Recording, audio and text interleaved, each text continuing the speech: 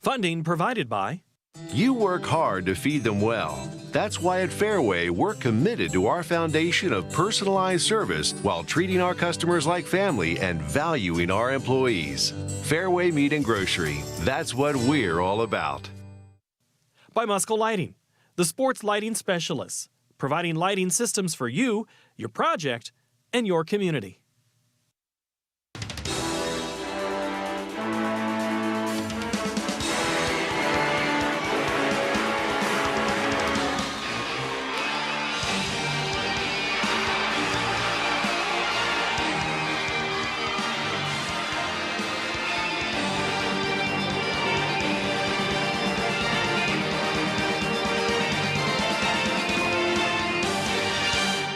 One more game in the 2022 season. It all comes down to this at the Iowa Girls High School Athletic Union State Softball Tournament. We played an entire season, an entire tournament, and now we're going to play the last game of 2022. It's Class 1A State Championship Softball here at Harlan Rogers Park in Fort Dodge, Iowa.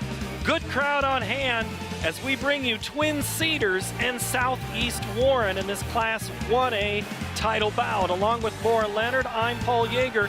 Thank you for joining us on this Championship Friday. We've given away 2 trophies today, 1 more to go. Another regular season matchup, Laura, between these 2 teams. Now, one is a little more familiar. It's been a long time since Southeast Warren's been here, but now back-to-back Twin Cedars also making the first appearance in more than 40 years.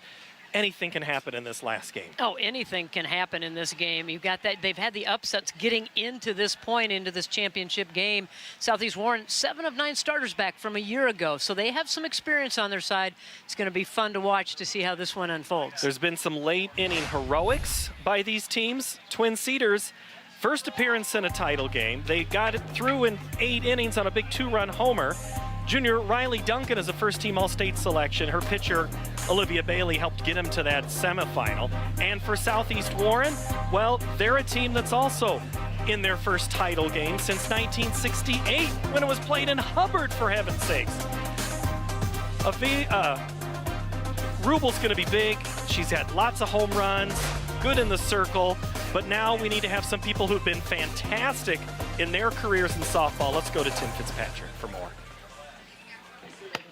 Ladies and gentlemen, the IGHSAU Golden Plaque of Distinction Award honors the Iowa coach who has demonstrated a successful career while making notable contributions towards school, community, and the coaching profession.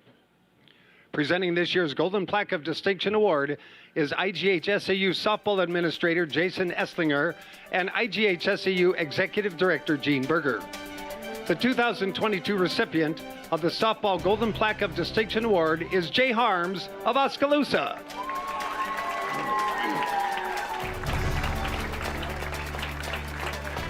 Coach Harms has been the head softball coach at Oskaloosa for 37 years.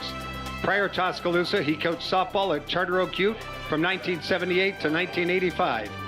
Coach Harms has compiled a career record of 943 and 647 losses. He has taken 5 teams to the state tournament and captured the Class 4A state title in 2016. Jay was recognized by the Iowa Girls Coaches Association as its Softball Coach of the Year in 2016 and earned District Coach of the Year honors 5 times. Jay served a stint on the IGHSAU Softball Advisory Committee and has been an active member of the IGCA since 2002, serving in various capacities. He was inducted into the Iowa Girls Coaches Association Hall of Fame in 2009 and was one of 8 coaches nominated for the National Coach of the Year Award in 2013. Jay and his wife Linda are parents to daughters Molly and Maggie and have 5 grandchildren. Ladies and gentlemen, the 2022 recipient of the Golden Plaque of Distinction from Oskaloosa, Jay Harms.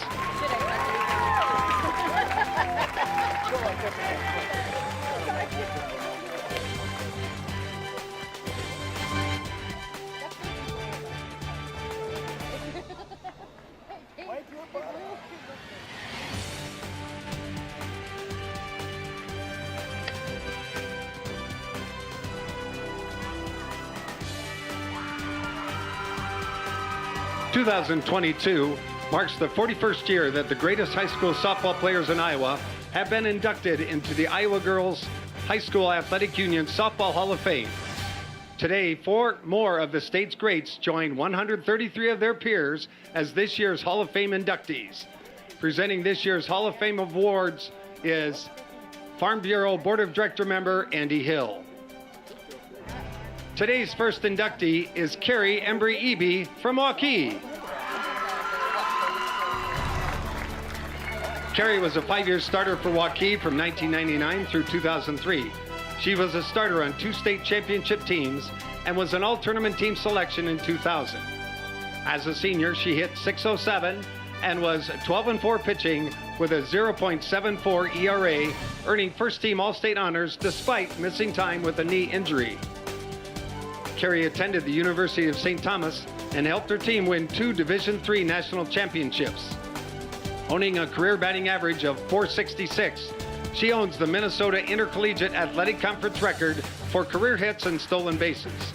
She was National Base Runner of the Year and earned first-team All-American and Academic All-American honors at St. Thomas. Carrie played for the New England Riptide professional team for 1 season before returning to her hometown to coach. In 11 seasons at Waukee, the Warriors appeared in 6 state tournaments with 2 runner-up finishes and 1 championship. She was named Coach of the Year in 2015, as well as District Coach of the Year in 2017 and 2019. She taught PE at Prairie View School for 13 years. She transitioned to Waukee Northwest High School when it opened this year and led the Wolves to the 5A state championship last evening at this year's state tournament in their inaugural season.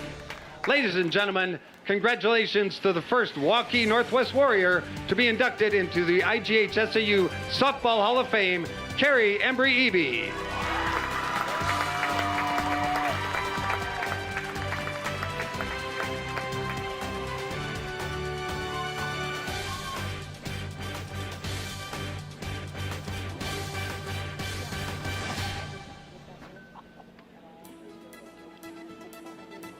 Today's second honoree was nothing short of dominant in the pitcher's circle at Earlham High School from 2008 through 2012.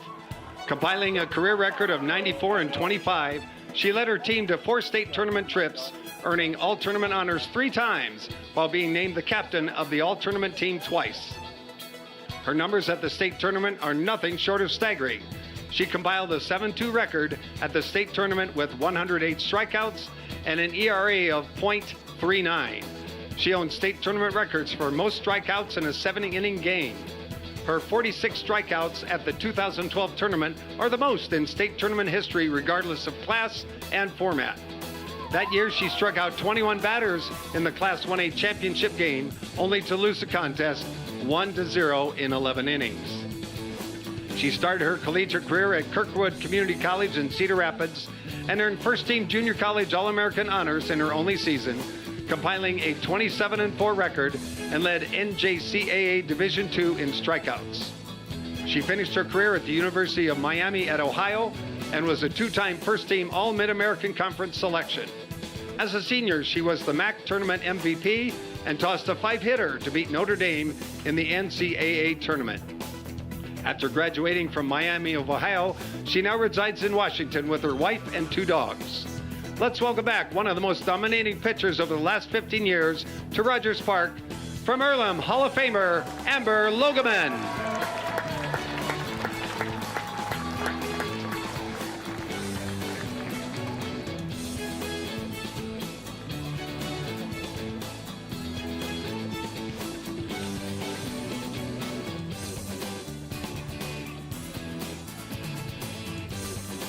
No Iowa high school softball player has been in the spotlight more than tonight's final honoree.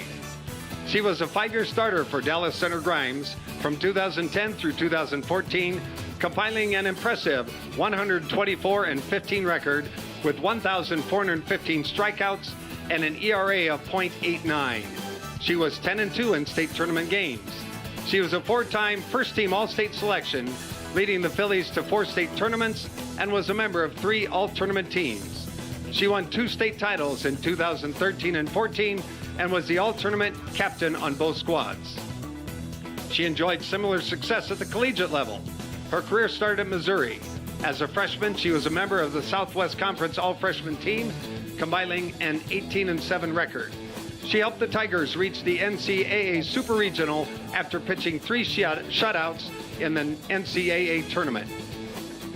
She transferred to the University of Oklahoma after her sophomore season and took her game to another level. She was a first-team All-Big 12 selection after posting a 16-3 record while leading the nation in saves with 11. She was a vital part of the Sooners' national championship run, collecting 1 win and 2 saves in the 2017 College World Series, collecting the save in the title-clinching game. She was just as dominant as a senior, earning first-team All-Big 12 honors while helping her team reach the College World Series again. For her career, she is Oklahoma's career leader in saves in just 2 seasons with the Sooners. She also has had experience playing for the USA national team and was one of 30 women invited to try out for the USA Olympic softball team. She played for the Chicago Bandits of the National Professional Fast Pitch League before retiring in 2019. She resides in the Des Moines area where she gives pitching lessons while working in the digital marketing world. Ladies and gentlemen, let's welcome her back to Rogers Park from Dallas Center Grimes, Paige Lowry.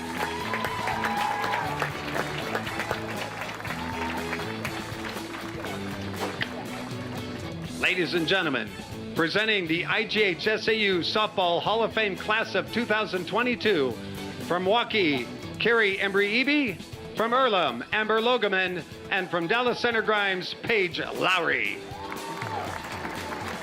Congratulations to this outstanding class. We would also like to mention, also inducted into this year's class but unable to be present for this year's ceremony is Katie Sexton of Clear Creek, Amana. Katie will be present to accept her award at next year's tournament.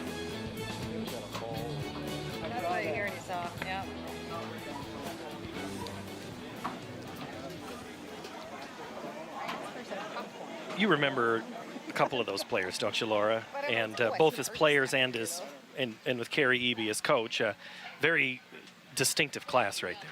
Oh, great class. And we talked a little bit about Paige Lowry in the last ball game and what she did not only at Dallas Center Grimes, but what she did afterwards in her college career was pretty amazing. Fun to see her at the College World Series and then the professional, and oh, that's the way it goes. And will maybe one of these players be future Hall of Famers? Let's meet them. Relative humidity of 57%, barometric pressure 29.87 and rising. There's a waning crescent moon tonight when it comes out, and there is no active hurricanes currently in Iowa. Beautiful night for softball.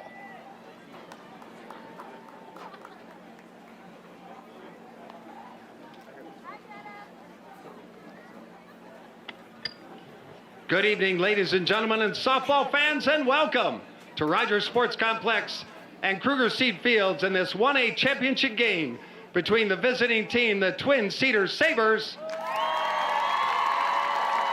and the home team, the Southeast Warren Warhawks. Let's meet your non-starters. First of all, for the visitors from Twin Cedars, number 4, Amy Mockenhop. Number 11, Allie Reed. Number 19, Jaden Weldon. Number 32, Cheyenne Bruns. And number 35, Kennedy Ford. Your assistant coach, Bailey Duncan. And now, here's your starters. For the Sabers of Twin Cedars, leading off and doing the catching, number 1, Riley Duncan. Batting second at shortstop, number 21, Brooke Roby. Batting third, doing the pitching, number 10, Grace Bailey. Cleanup hitter for the Sabers at first base, number 7, Allie Mockenhoff. Batting fifth, the designated player, number 29, Jillian French. Batting sixth, the left fielder, number 9, Keisha Reed. Batting seventh at second base, number 2, Chloe Durian. Batting eighth, the third baseman, number 6, Kristen Durian. And batting in the ninth position, the center fielder, number 5, Jetta Sterner. Your flex player in right field, number 22, Kenzen Roberts.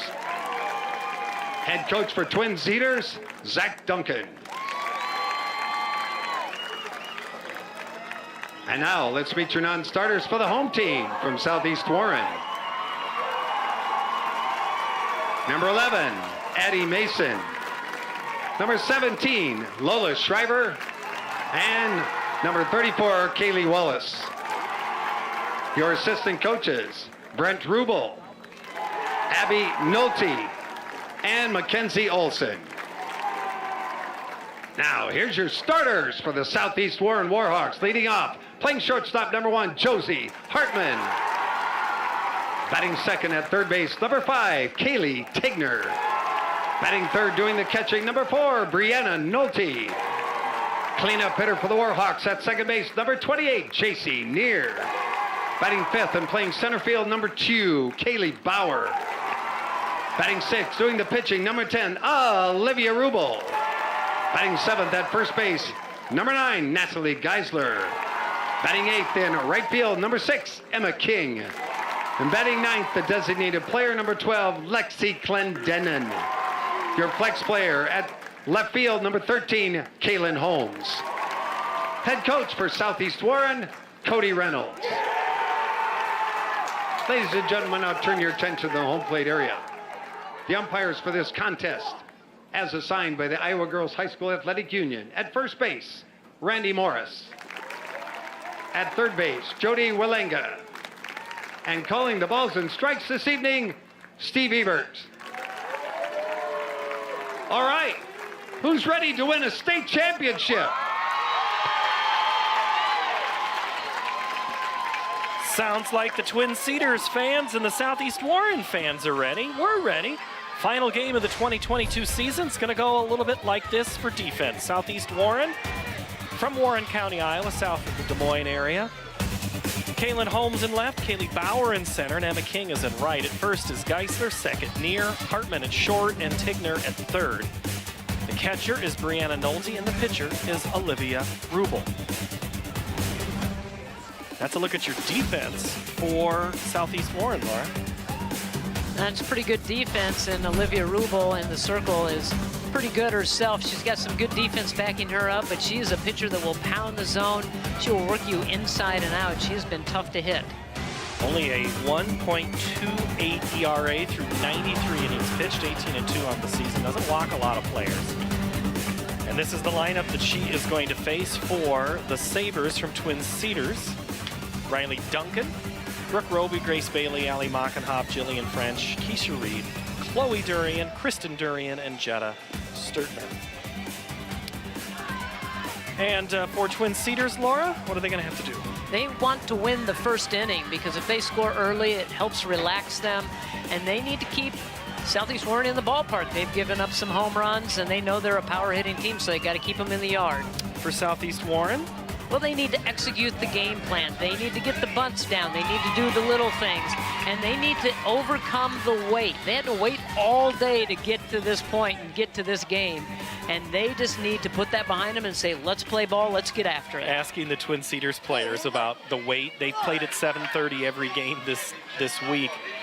By 1 o'clock, they're going crazy. Let's see what they can do here. It's 7:49, first pitch in the Class 1A state title game from Harlan and Hazel Rogers Park in Fort Dodge, Iowa. Here on Iowa PBS, Riley Duncan leads things off. A .415 hitter shows the bunt, pulls it back, and the count's at a ball and a strike. That's sitting around all day business is for the birds, I think many of these girls think. Well, and that kind of goes back to the format change possibly that Gene Berger talked about. Ground ball hit towards short on the hop. Hartman across to Geisler, out number 1.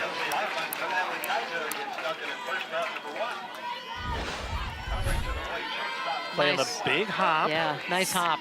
Very rarely do you see that hop get you only if you let it get you. So you have to figure out where to find that spot. For Brooke Roby now, the shortstop. Takes a breath, sun hitting her right there in the face.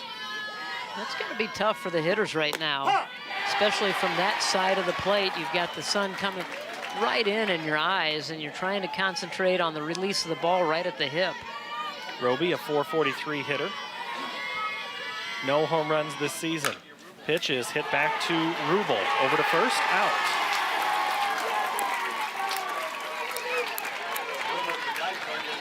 Two away brings in Grace Bailey, the pitcher.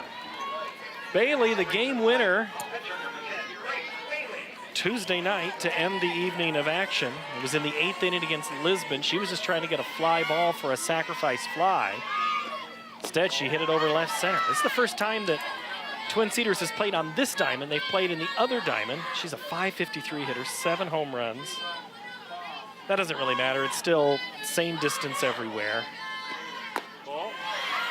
Yeah, you go to different diamonds all season long. Yep. You play on different fields, and they all have their own little nuances. Some fences may be shorter, some may be longer. And you just have to make the quick adjustment when you come to this field. Bailey, the 2-0 pitch. Gets away from catcher Nolte.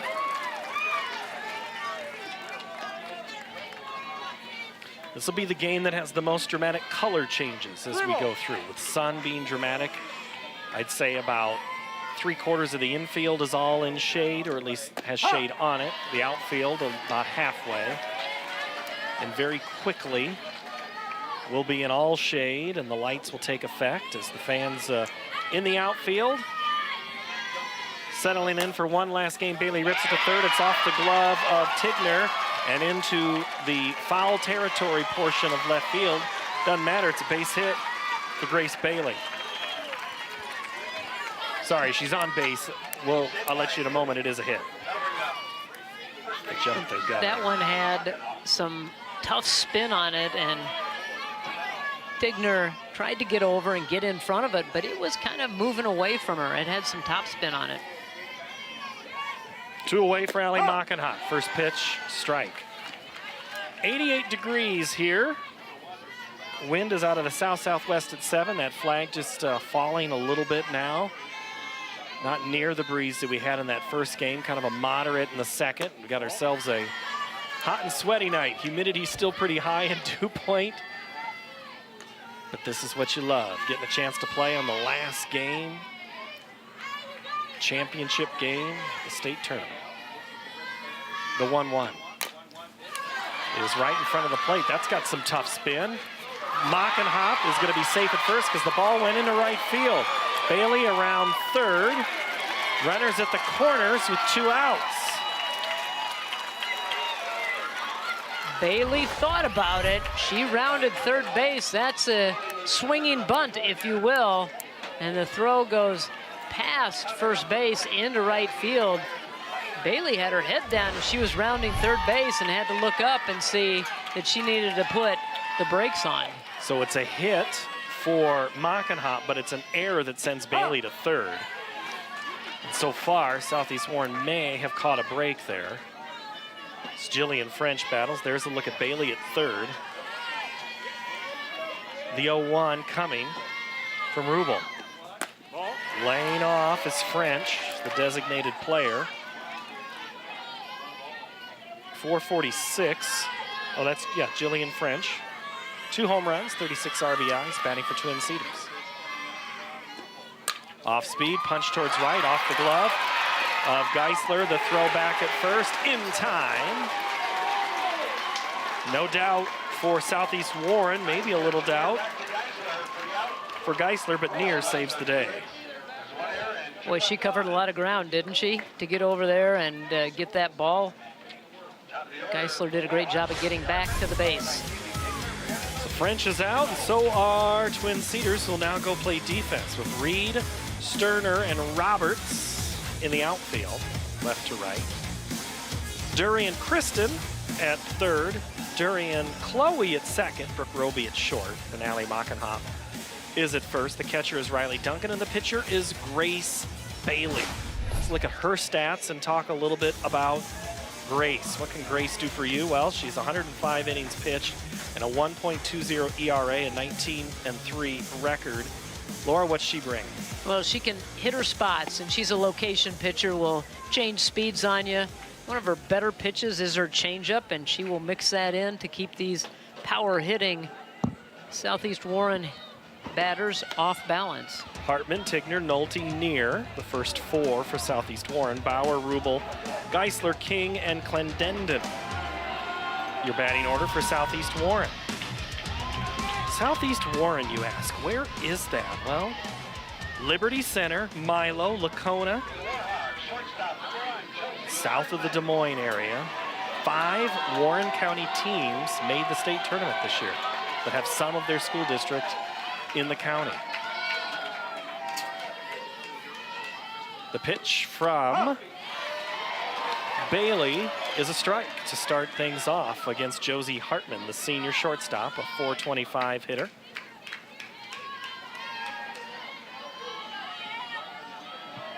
Hartman, an all-state player a year ago. Change up again.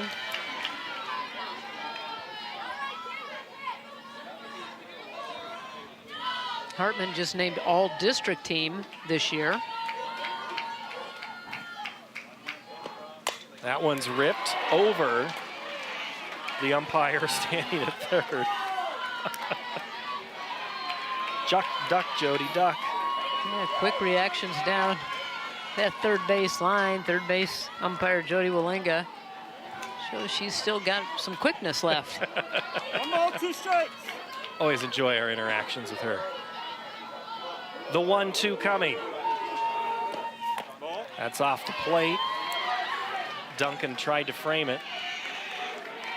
You know, I'm going to get back on the umpire kick here and say it's nice to see a female umpire out there at third base, and again put out the request to have people sign up and become a softball official, a softball umpire, and you could be here doing the state tournament.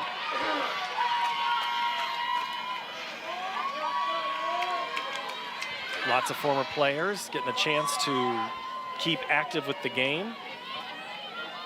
Those that just love getting paid to go to a ball game. You have to love it. The 2-2 changeup again is lifted in the air to center. Taking a couple steps to her left is Sterner, and Hartman is retired for the first out of the Southeast Warren first. Seeing a steady diet of off-speed pitches from Bailey so far. And I think that's probably what we're going to see a lot of.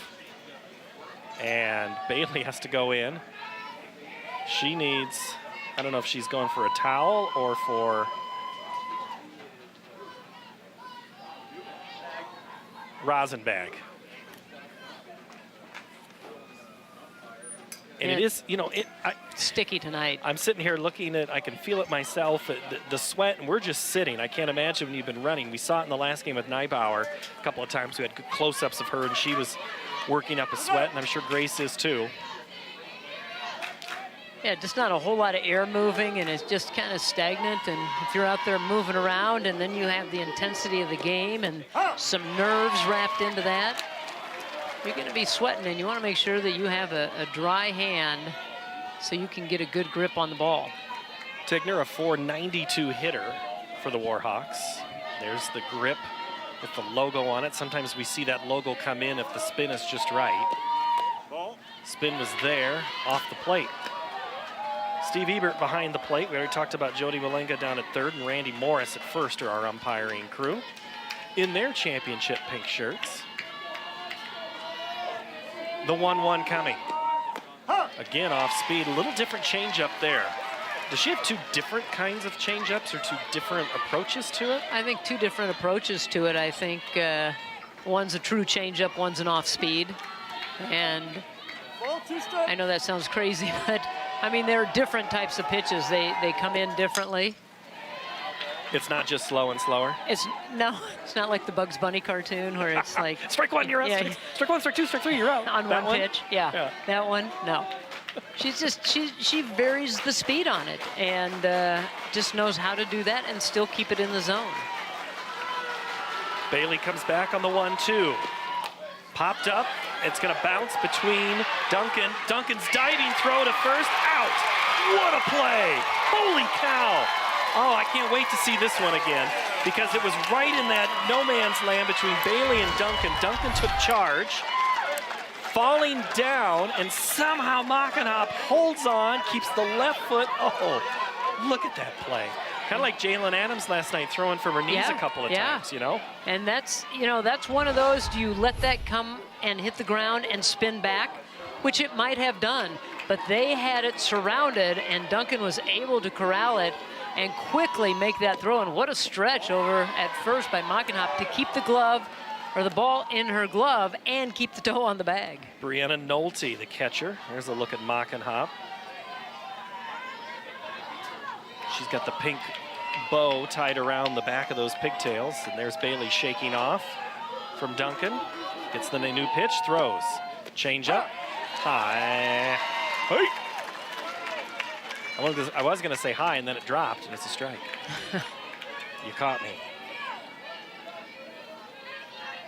2 outs here in the Southeast Warren first. The 1-1 pitch coming from Bailey.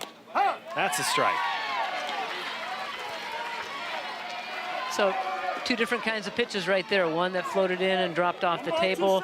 That one is a little bit different speed, but down and away from the hitter. The 1-2, hit in the air towards right. It's gonna get down, but it's gonna be shoveled to first, not in time. That was Durian. Chloe just kept chasing it. That thing just kept tailing away, slicing towards the line. Really no chance, a hit all the way for Nolte. 2-out hit to keep the inning going.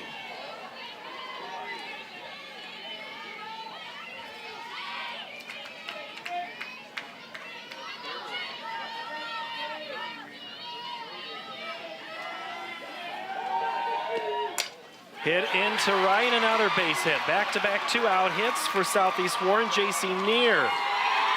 And Nolte goes to third on that play. So Sabres maybe didn't expect her to run, but every base counts early in this game, Laura.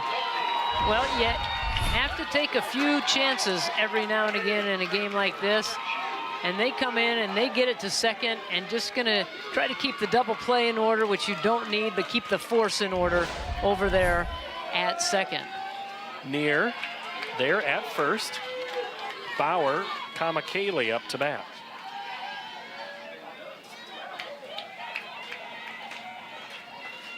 Kaylee Bauer bats with 2 outs. Runners at the corners. First pitch inside for a strike.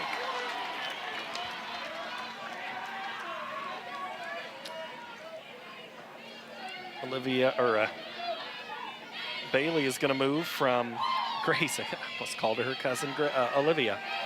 Grace going to play at DMAC next year.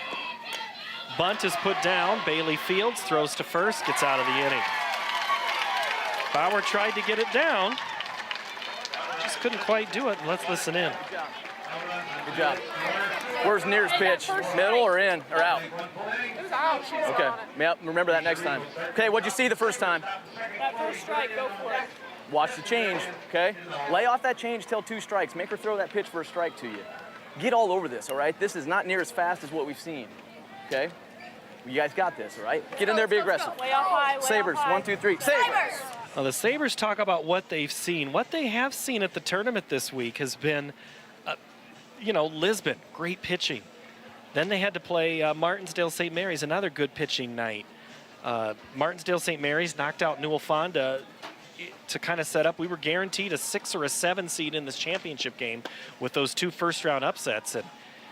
And the coach of the Cedars there is Zach Duncan. We just heard into him. He is a native. In fact, he's coaching the program his dad used to coach.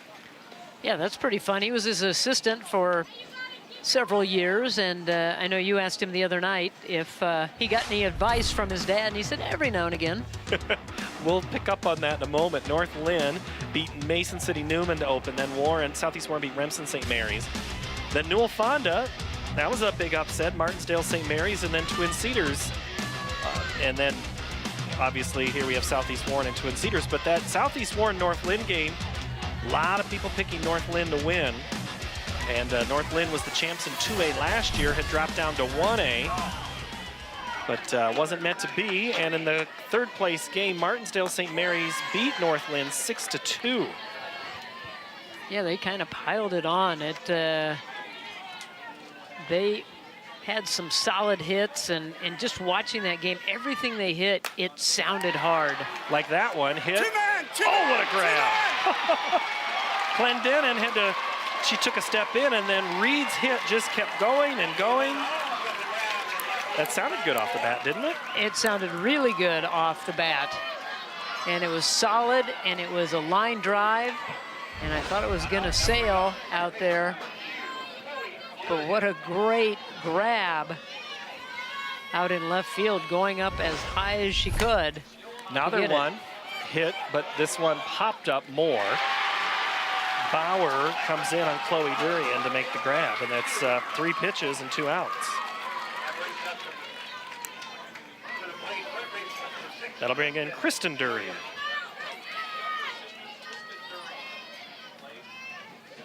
No score here in the top of the second. This Class 1A state championship game.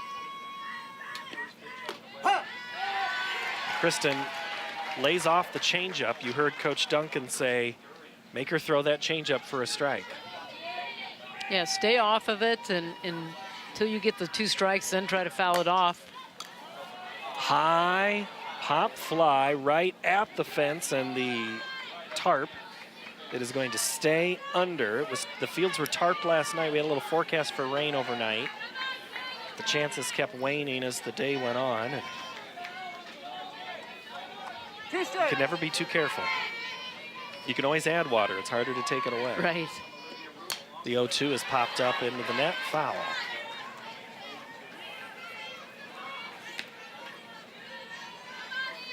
Kristen Durian, freshman, third base. There's a look at Rubel. Checks her wrist. Lines and fires. Hit up the middle, right though at Bauer. 3 balls hit to the outfield, 3 outs for Twin Cedars. Fastball pretty much. Is everybody seeing a fastball first pitch? Fastball inside. Okay, listen. Okay, I don't care where she's throwing it in the zone. Okay, let's change. If you want the first pitch, hammer it. Got me? Let's go. Hits on 3, 1, 2, 3. Hey, here we go. Let's change, meaning they were wanting to sit, is how I heard that one. Yeah, and now if you want the first pitch, if you're gonna be aggressive and go after that first pitch, then do it, if you like it. Well, it's fun to hear how these game plans change. Oh, you have to make in-game. You have to make in-game adjustments. Let's take a look at Bailey in her slow-mo. Just good push off the rubber. And as we said, with her pitches, it's going to be a little off speed, a little more off speed. Then she might bust you with a little more speed. So she'll keep you off balance and keep you guessing. Seeing the sweat on her arm makes me grab my hands just to kind of dry them off. I can't imagine what it's like to try to throw that softball right now. That's a look at our super slow-mo. Great job by the crew there. Popped up, first pitch towards the out-of-play net. Durian gives it. I tell you what, she's throwing her body all over the place.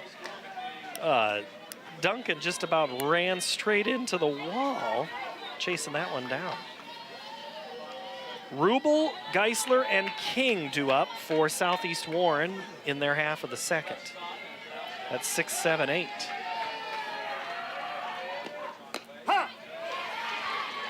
First pitch changeup comes in for a strike. Or second pitch, 0-2 now.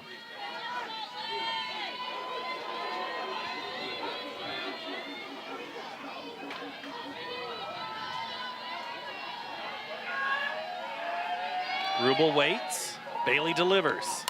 Ripped, fair, to the left side of Durian, and it's a leadoff single for Olivia Rubel. You can see the bat speed of Rubel and able to get on top of that one and drive it in between short and third. We're going to have a courtesy runner. Okay. So Rubel gets on base. Now she gets to go sit down. Addie Mason will go to first.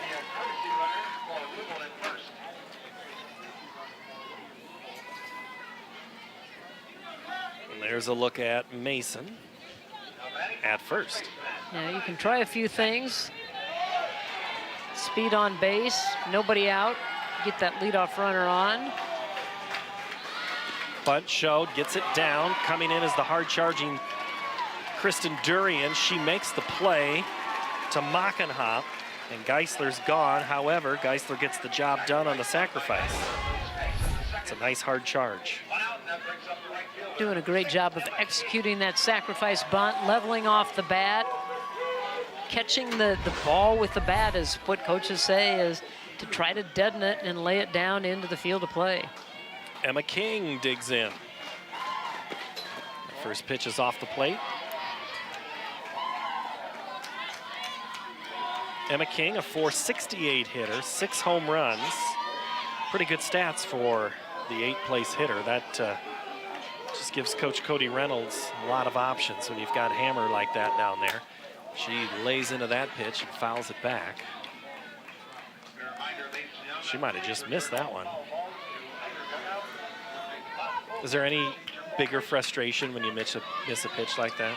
No, because you know you may not see another one in this at bat. You may not see a pitch that you really like. The 1-1. Change up, hit up the middle, almost around Mason. Mason's going to be waved in, and she'll score easily now. Crow comes in late, and down to second goes King with an RBI hit.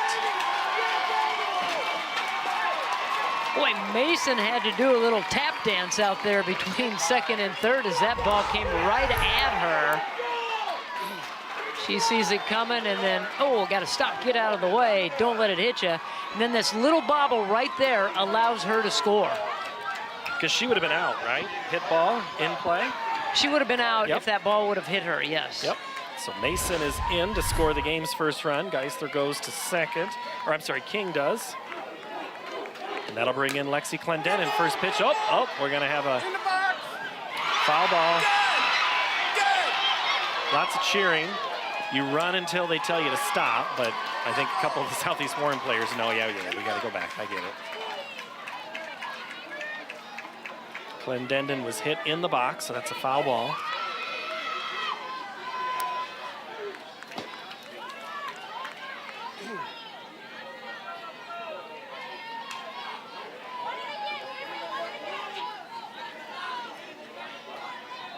It was pretty loud in here. Nobody could hear the umpires. They were calling dead ball right away.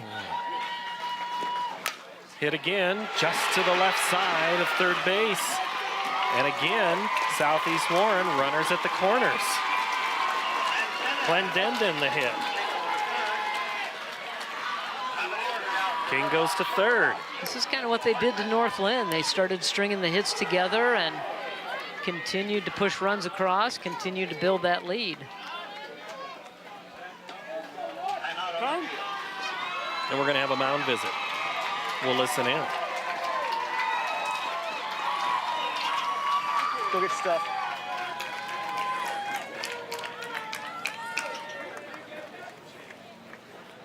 First and pitcher switching positions. So we're going to bring in Mockenhop and Bailey are going to switch for a little bit here. Okay, you got first and third, all right? Shake it off, all right? Shake it off. That's fine. Keep wiping it off. Well, who we got at third? King at third. So I want the same play. I want 9, okay? I want you, though, or I want you to do it, but she likes left side, okay? She likes left side. Here we go. Let's go. Yes. Brooke, you got to get. So Mockenhop will come in to pitch. Bailey will go to first. On the season, Allie Mockenhop, a senior, 13 appearances, 41 innings pitched, a 2.39 ERA. She's 6-0 on the season, struck out 30. So just about half, little more or little less than half the innings pitched. So it's not like she's inexperienced coming in. And a lefty, so that's a different, be our first lefty we've seen today. And there's a look at her statistics that we just kind of went through a little bit. The 31 strikeouts, 8 Ks. Well, and like you said, not a lot of innings pitched, but I think we alluded to this earlier in the first couple of games. In a game like this, you may have to make those changes early on and quicker than you normally would. And if you don't feel maybe like your pitcher has her best stuff this evening, go ahead and make that change. See if you can stop the rally. Maybe ride this pitcher's arm for a little bit and then maybe come back with Bailey. We saw that in the first game today. And we see that in 5A a lot too. See a couple of programs really use a lot of pitchers during the game. When these girls play so many games against each other, whether it's travel or in high school, you do get a sense for this pitcher. So it'll be up to Allie Mockenhop. Still runners at first and third. Clendenden at first, King at third. At the plate right now is the leadoff, Josie Hartman. No, 1-0 Southeast Warren the lead here in the bottom of the second. First pitch is offered and a strike. A little different motion too. Yeah, you have to locate it. It's obviously coming from the left side. You have to dislocate it coming off the hip. Looked like they were going to try to surprise them with a safety squeeze that time. Just could not get the ball down. That pitch is a called strike again. Fake throw to first. Not going to do anything there.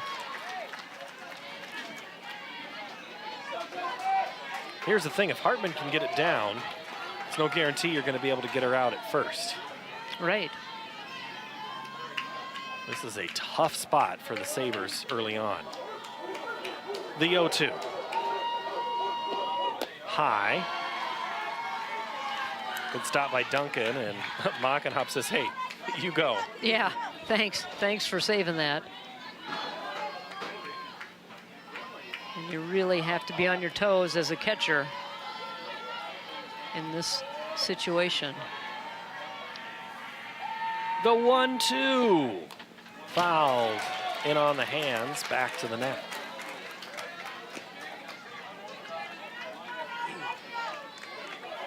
A little off speed and still trying to maybe gauge the windup, still trying to locate the ball coming from the left side.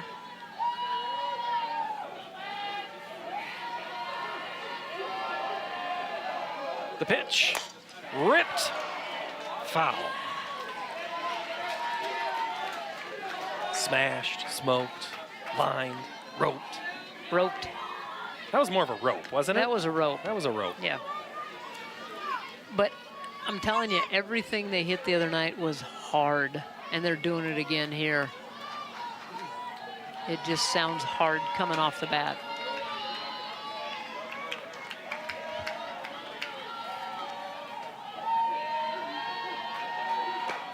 Pitch bounces. Again, Duncan, the stop. She's got a lot of energy behind the plate. I think catchers kind of need to have that. They need to be the ones that keep the team up. They're kind of the captain of the field and move players around. 2-2. Outside.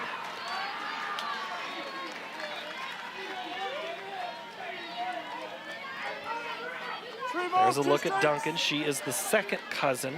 First cousin once removed, however you want to, of Coach Duncan. A lot of Duncans in the area.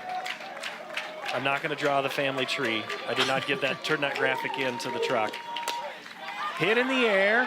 It's going to be a tough play. Coming over from shortstop is Roby. And that was important because you want a good arm. And she also would have had the best position to throw that in if King would have tried to tag, because third base, Durian would have been going away from the ball. That way, Roby was somewhat coming in towards home. And that's one that you don't want to drop and let it play out that way. Just because you have that runner on third, you want to go ahead and get that out. And you're right, that was the best player of that grouping of three to be able to make that play. Popped in the air right at the center fielder Sterner, and Southeast Warren strands a pair. Back-to-back pop-ups. Leaves a couple of runners on for Southeast Warren through 2 innings of play. 1-0 is our score. Get over here.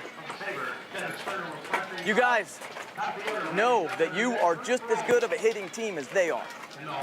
1 run is not winning this game. Let's get out there and put a crooked number up.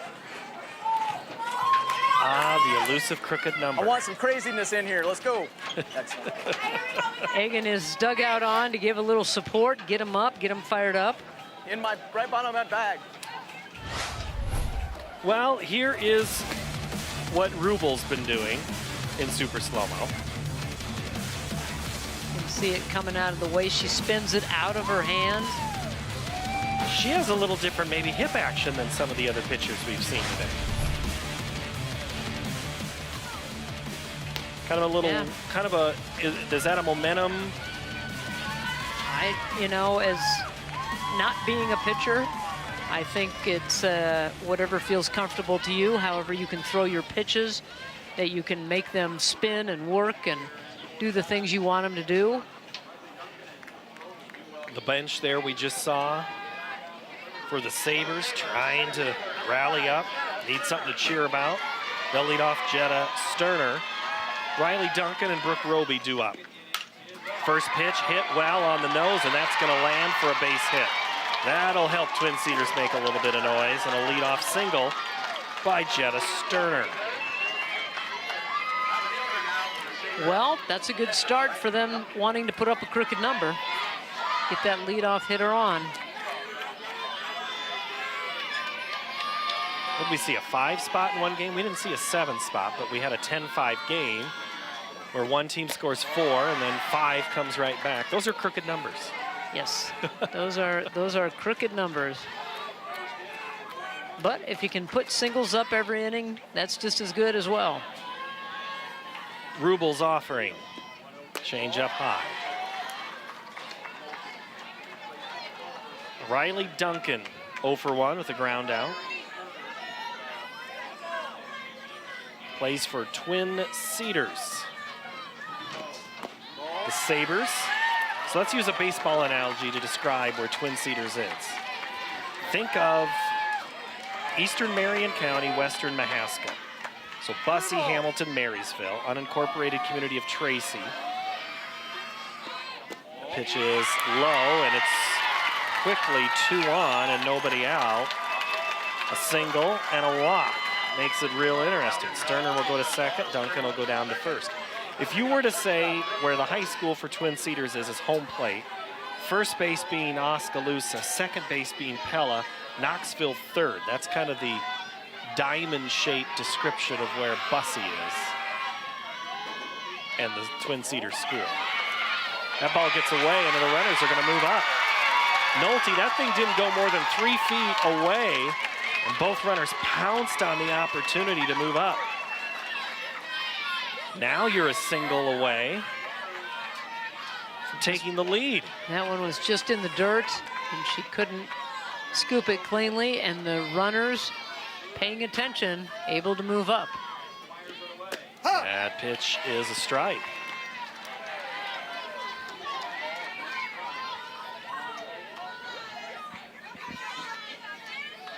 Brooke Roby going to continue her career at Nyack and Mason City. In the semifinal game, she was 2 for 3 with a double. Lays off that pitch. She's got some pop in this bat. If she can turn on one, take it to the right side, that's going to push 1 run in and tie this thing up. The 2-1 coming, that's high. Now all of a sudden Nolte's having a little harder time finding the strike zone.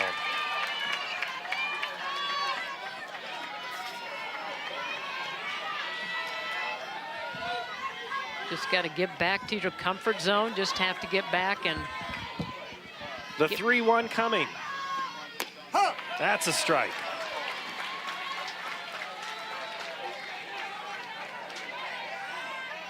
All right, Nolte in a spot here. She can't give her too much to hit. Does have first base open. Ground ball to the right side. Slow roller near, gets the out at first, but a run comes home to score, and we're tied at 1. Well, that's what you want to do as a hitter. Time. You want to get it to the right side or lift something to the outfield to get the sacrifice fly. Second base near playing back. And so they go on contact, but they give up the run, but get the out. Grace Bailey going to switch the address from Bussy to Boone. Play for Coach Bob Liguri at DMAC. This won't be the last time she plays at this park, as Iowa Central plays games in this complex. DMAC and Iowa Central do battle every once in a while.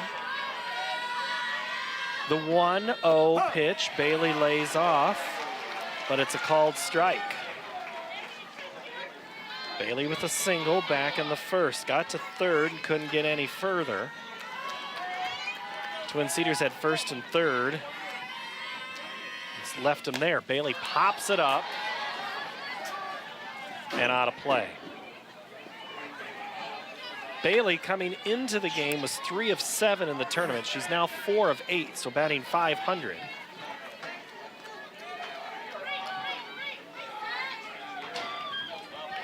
One ball, 2 strikes. 1-2 pitch coming. Off speed, ripped, out of play. Into the bullpen area. Look, Ma, we're on TV. You know, that's the thing. Okay, I've been meaning to talk about this today. The lawn chairs that we have. There's a look at the Twin Cedars fan. The pitch to Bailey is inside. The 1A, 2A, to an extent, it happens in 3A. It is lawn chair night most nights at softball games. It is a community thing. Absolutely. And why wouldn't you? I mean, on a nice night, go sit out and watch a little softball. Bailey puts a charge into it, high into the night sky, off the bottom of the wall. Sabres are going to take a lead. Bailey, about 4 feet from being out with her second home run in the tournament. She'll take a double to give her team the lead. Well, I thought that one was out of here. Just missed it as it goes up against the fence. And Bailey comes through. Boy, that was a moonshot.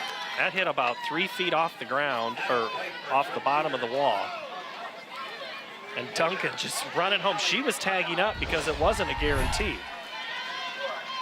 No, that's what you have to do. You can easily trot home if that ball is hit out of here. So you want to get back and tag up. And if that ball's caught, she's going to be able to get in to home, but better safe than sorry. Don't go halfway. Get back and tag up. 200 to the outfield here. A little different. Some places are maybe 180 on the corner, 190. Some are. Some of the older fields are probably 180 down the lines. But 200, a pretty standard fence. And that was a changeup that Rubel threw, right? And a couple of pitches before, Bailey had pulled those foul. That's how we got into the whole lawn chair thing, because she ripped it. She waited. What did she have to? And that one's turned over to the right side, and that'll be an out. Bailey's going to go to third. Is that keeping the hands back, the weight back? What are you doing to adjust to a changeup there as a hitter? Oh, you have to keep the weight back and the hands back, and you have to be able to recognize it fairly quickly that it is going to be an off speed, but you have to keep your weight back. You can't be lunging forward and then make that adjustment by keeping, even if you start your motion, you can stop it and then get through it. Mockenhop rolls out. That'll bring in Jillian French, and she's ahead in the count, a ball and no strikes. Rubel digging down here, a couple of runs scratched across by Twin Cedars in this third inning. That one nearly goes over the head of Nolte.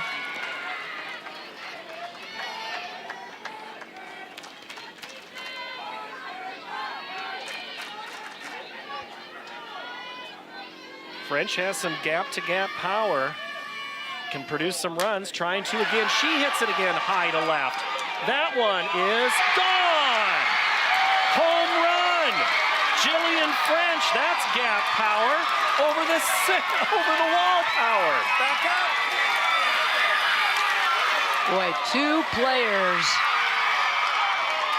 have been able to drive the ball, have gotten the ball up in the top part of the zone and just put a charge into it. Frankly, I thought Bailey's hit was harder. This one just kept carrying and carrying. And you can see as Clendenin runs out of room out there. And we're going to have a mound visit. Coach Cody Reynolds comes out. Let's listen in. Blue! Blue! Hey, Blue! Blue!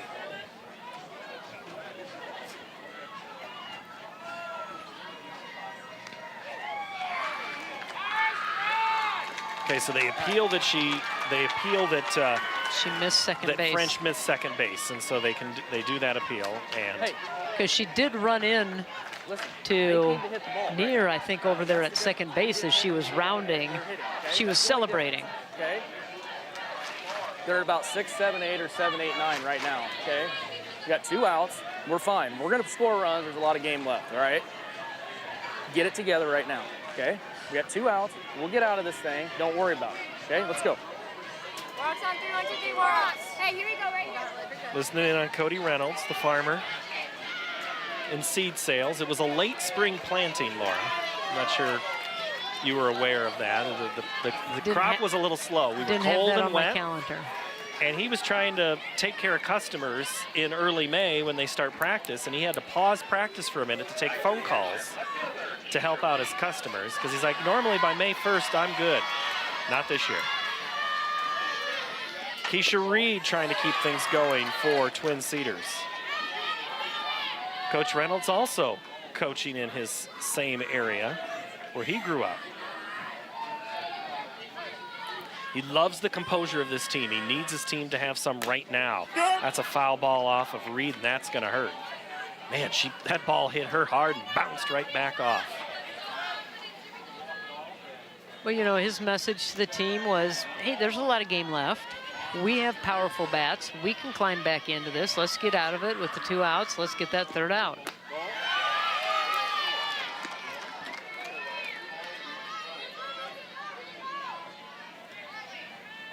And there goes Jean Berger. She is giving away souvenirs, not just any souvenirs, but that's a Jillian French home run. Ball hit towards center field and almost in right field. Bauer right in front of King gets the out. And there is some proud family members of Jillian French. Her 2-run home run capped a 4-run 3rd inning for Twin Cedars. That was a big inning for Twin Cedars. And Coach, we had a chance to hear you talk before they batted, saying, you know, you had a lot of confidence in them. 2 huge hits right there, Bailey and French. Did you think both were out when they left the bat? Yeah, I thought both were out. Actually, I thought Grace's was out more than I thought French's was out. That's the same thing I said. Yeah, they both got a lot of it. So, what is the approach at the plate right now? Was it just a patience thing that the difference happened there? Yeah, we're seeing the ball really well this entire tournament, and you just got to, you know, we had a game plan coming in. You know, keep it below the hands, look for your pitch, and that's what they're doing so far. You had to make a pitching change, though. Yeah, you know, that's kind of been part of our plan all season. We haven't had to do it the first couple of games because Grace has been so good, but with the way Southeast Warren hits the ball, I'm not surprised that we went ahead and switched. I appreciate your time, Coach. Thank you so very much. Thank you. All right, that's Zach Duncan, his 11th season. This would be a big night for him if Twin Cedars could hold on. This would be career win number 200. He sits at 199 and 129. Duncan commutes to a job in Des Moines, and thanks to the COVID remote work, he can work from home 3 days a week. And he says, man, that's made softball life a whole lot easier. And he's appreciative of his employer, which shall remain nameless.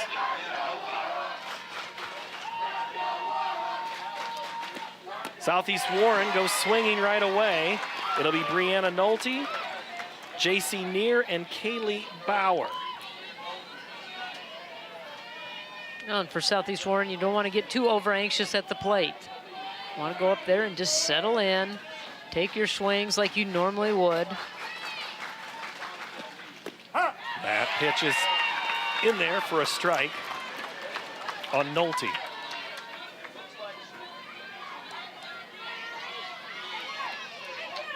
Nolte came into the game without a hit. She broke that streak in the first, trying to get back her average a little bit. Good luck charms all over the place. I've seen that creature before. I don't know what you call it, though. Is that a magic? It's a what? A blue? Is it a llama? A Lou llama? I have no idea. Oh, it's a Fortnite. Oh, gosh. My youngest is going to be upset I didn't know that one. I'm going to hear about that when I get home. The 1-2 to Nolte. Changeup is going to land right there, right as the dirt and the grass meet behind third base. And Nolte, 2 hits, and she just has that look up. I'll take it. Yeah, a hit's a hit, and you're the leadoff hitter, so here's their opportunity to maybe put that crooked number up on the board. So J.C. Neer, the spark plug. She hits for power and average. The first offering from Mockenhop. Changeup. Swing and a miss. Just being aggressive, and I think that Mockenhop knew that. Tried to get her out on that front foot, and she did. She swung right over the top of it.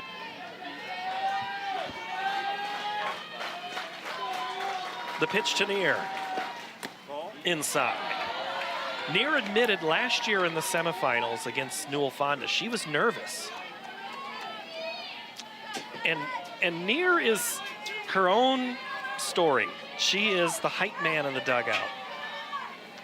And she also is the sage spreader of the bats. You remember the movie Major League? Joe Boo? Oh, yeah. That one's popped up into the net.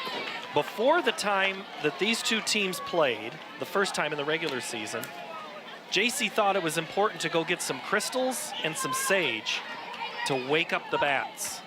And they've been on fire ever since. Well, they might burn a little extra sage in that dugout, see if they, I mean, they've been hitting well. They've been hitting well throughout the entire tournament. And they've got 6 hits here in this ball game. But you need some of those key hits.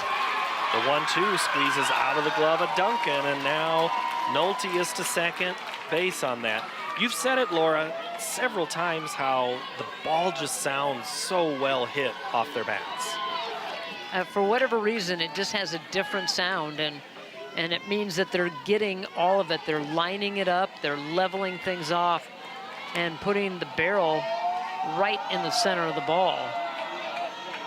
And it's worked for Neer. She was 3 of 4 in the quarterfinal game with 2 RBIs. Off-speed pitch, hit well in the air, going back, now coming in right at the line, making the catch is Reed. Keeps the runner at second. Nolte will stay there. 1 out here in the third. Kaylee Bauer to bat for Southeast Warren.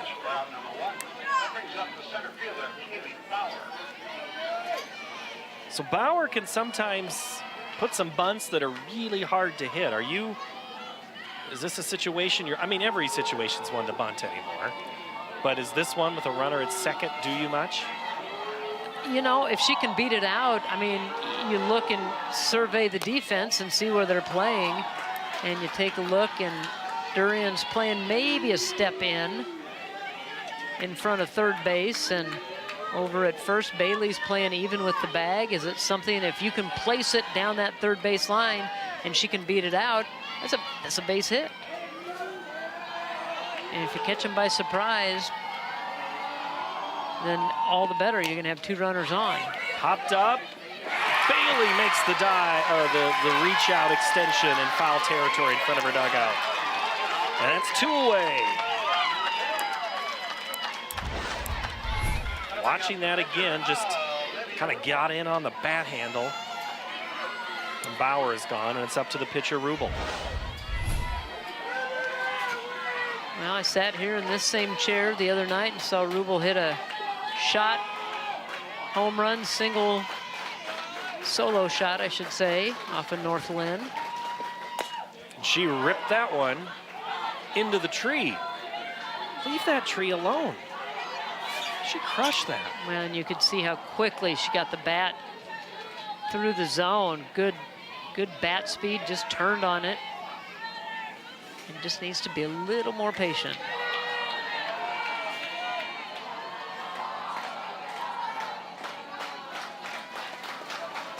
The 0-1.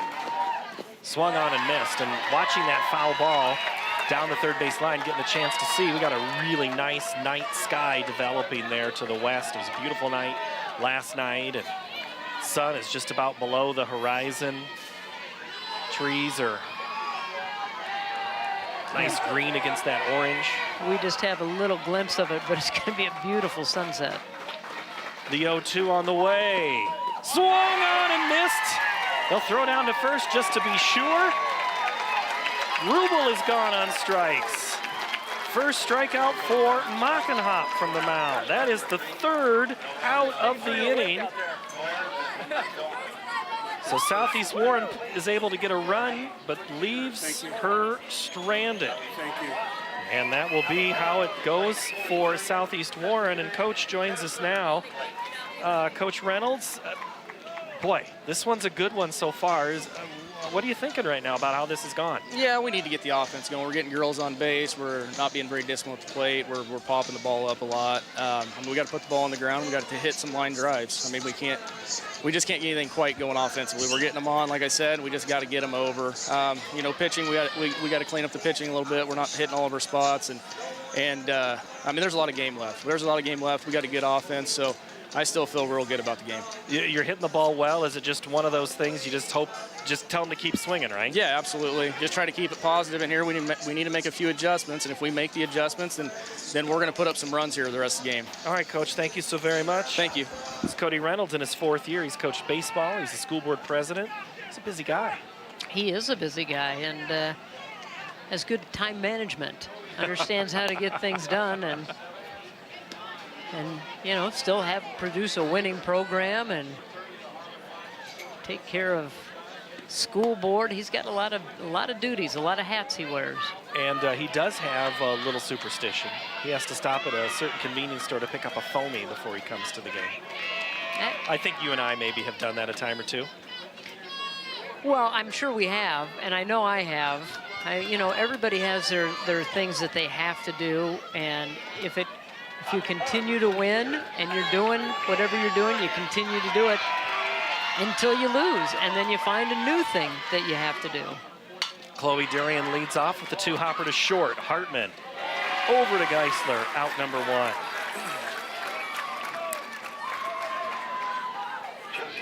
Chloe Durian, Kristen Durian, and Brooke Roby do up. Jetta Sterner is before Riley Duncan. Man, my cards are all out of order. I know the batting order. I'm sorry. Durian, Sterner, Duncan.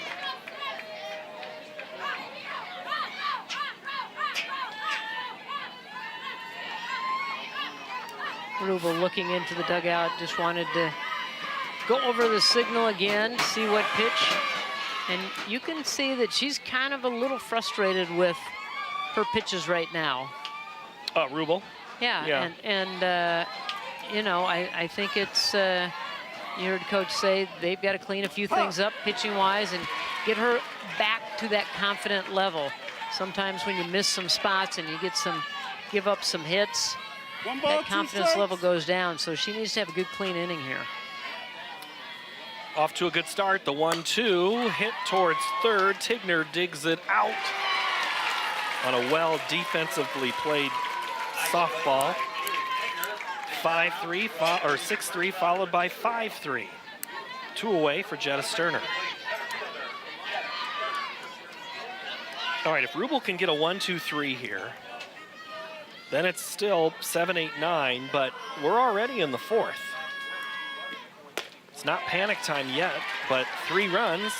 3 runs is not a foolproof victory plan. We've seen those escape in a quick. Seen them evaporate fairly quickly. One swing.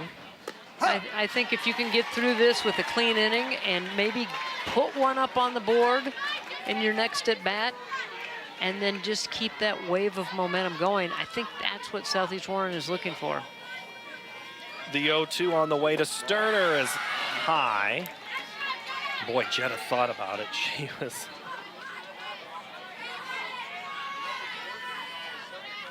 looks in, takes a breath, and says, I have this. Watch me. And she is hitting it to Hartman, who makes a perfectly timed jump.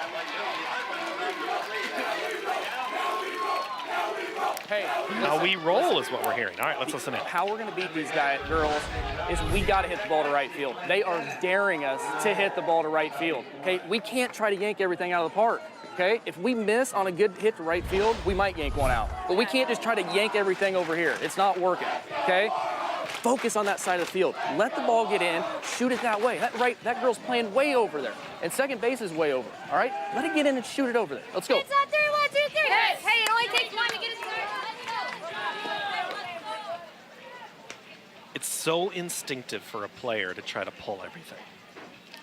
Well, sure, you just want to drive the ball, and you want to hit that solid hit, and that's when, you know, from the right side, you're a pull hitter, and you get that bat through the zone, and you're just making good contact, but it's a long, noisy, foul ball. And exactly what he's talking about. Let that ball get in a little bit deeper on you, and then take it the other way. See if they can execute that plan. But you're right, sometimes instincts take over, and you just try to turn on one. And if the ball's on the outside part of the plate and you're trying to pull it, you're going to pop that up. Well, let's watch the defense to the right now that we have seen And you a can little bit of the see, strategy. He Yeah. also mentioned over in right field that Roberts way off the line. So if you hit something down the right field line, that could roll all the way to the fence. First pitch to Geisler is in the dirt. Geisler, King, and Clendenden.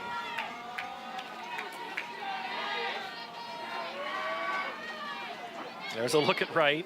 Roberts is like, what are you talking about me for? I'm just playing where I'm supposed to. Okay. Steve Ebert asks Ms. Duncan if she's all right. A little dirt in the eye, sweat in the eye.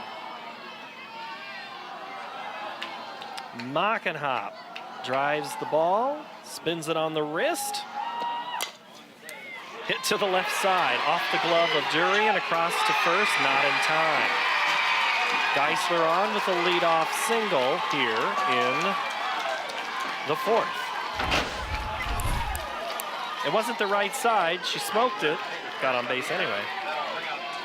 Kind of took a tough hop, handcuffed Durian over there at third. That'll be ruled an error. Emma King now.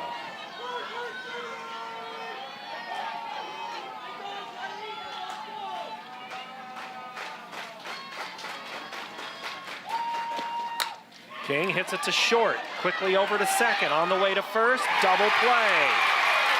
The rare softball 6-4-3, pitcher's best friend. Well, got out to Roby in a hurry. She went down and smothered that, made the throw to second, and a good quick turn. Timing was perfect, footwork was perfect, and a good turn for the double play. The nice thing about Bailey at first is she has a little more stretch. Can help you out there too, but didn't need it that time. So it'll be up to Lexi Clendenin. Those are the type of plays that you have to make in a championship game. It doesn't have to necessarily be a heroic diving or something, but when the opportunity is presented, you have to take advantage of it. The fundamentals. I mean, and understanding that, hey, we're going to get the force, but that was out there so quickly that they knew that they could turn the play, and the timing was just perfect. The 8th grader, Clendenin, with a base hit to left. So it's kind of funny. Where have both of the hits gone to left? Is that because, is it a speed thing? Is it a location thing? Probably more of a location thing, that they're getting it out in front instead of letting it. I mean, if the pitch is on the inner half and you can turn on it, you're going to punch it into left field. If it's on the outer half, you take that ball that way. Easier said than done. Top of the order, Josie Hartman. Pitch is low, or at least it's a ball. Hartman 0 for 2, couple of flyouts, one to center, one to short.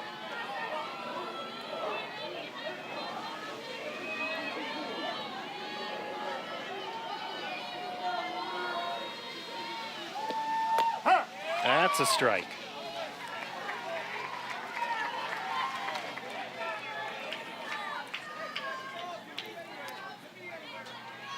One ball, one Coach had strike. wanted these girls, you know, we talked about the delay that they've had and trying to table that energy. It's so hard to keep your focus during the day and try to peak at 8:30, 9 o'clock at night.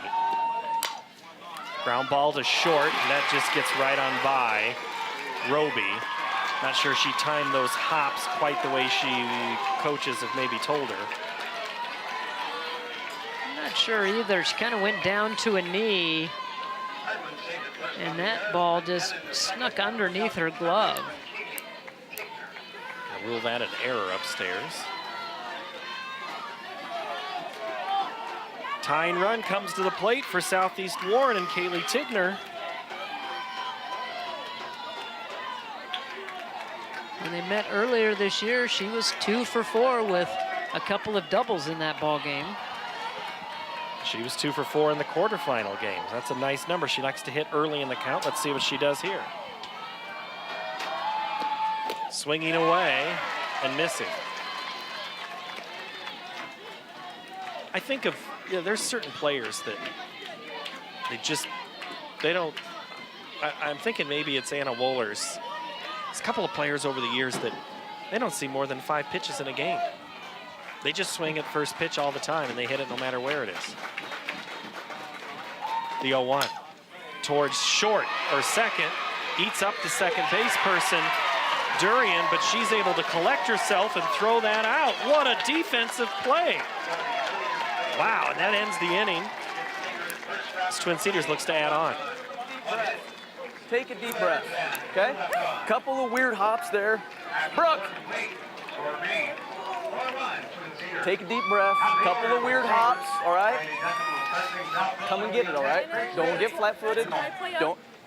Yeah, you know what? If you're back, you have a better chance of getting a good hop, too. If you take two back, you're fine. Good job getting out of it, all right? How about another crooked number? Let's go. Yup. Sabers, 1, 2, 3. Sabers! Nice, Bailey. Taking a step forward or 2 steps back. Talking about the defensive approach to those ground balls there that Coach Duncan talked about. Interesting. Okay, the crooked number business, you know, getting the bats going, that's easier said than done. We move to the 5th now, Laura, and clearly the pressure now is fully shifted to Southeast Warren? Question mark? It's starting to get that way. Not quite yet. I mean, if you have another good quick inning here, then and they're starting to hit the ball hard. If they don't make any noise after that next at bat, then yes, you're going to have some pressure on you. Well, we have seen the team on the home third base dugout today go 2 for 2 in championships. Right now, the visiting team on the scoreboard on the first base side is Twin Cedars. They are leading 4-1 here in the 5th. Along with Laura Leonard, I'm Paul Yeager. Glad to have you here in Fort Dodge, Iowa for the Class 1A state championship game. This is the top of the order for Twin Cedars. This is Riley Duncan. She plays catcher and she's a junior. Leads things off. Again, not many catchers lead off for teams, but you know, Duncan's got great speed, good bat. Well, you have to go with your personnel and where you think that best lineup top to bottom is going to benefit you. She hits it on a line to Geisler, who makes the grab.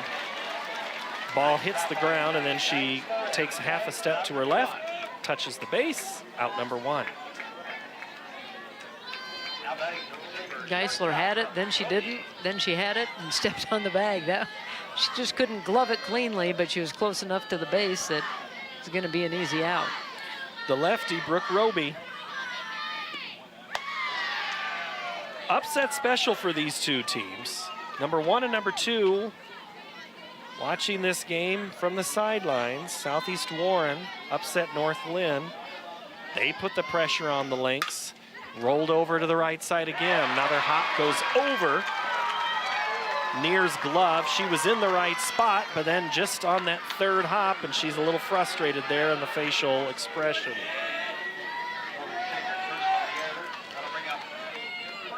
We've seen some tough hops, and you can see that expression. I'm going to go back to the last game. Next pitch mentality that we saw Iowa City Regina. It's kind of one of their mottos. You just have to put that away, forget about it, get the next out. Grace Bailey nearly had a home run, grounds it to third across the diamond, safe. I think Tigner, she caught it, had to kind of catch her momentum before she threw across the diamond. Bailey, a little deceptive speed to get down to first to beat it out. Actually, I think she got it and then thought about second and then changed her mind. And you can see Bailey hustling down the line.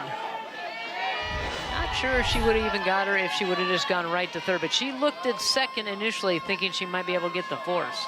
2 on, 1 out for the pitcher, Allie Mockenhop. She's gonna go to Elmhurst, Illinois.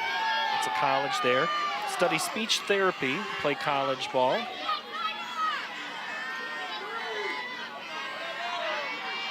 The 1-0. I asked her during that semifinal game, at what point did you realize you're going to the state title game? She goes, when we scored 5 runs, I'm like, holy crap, we might actually do this. Just the different emotions that happen for these players, the ups and downs, the highs and lows. It is so fun and something that they will always remember.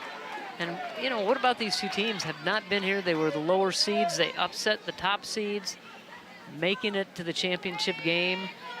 Not been here in a long, long time.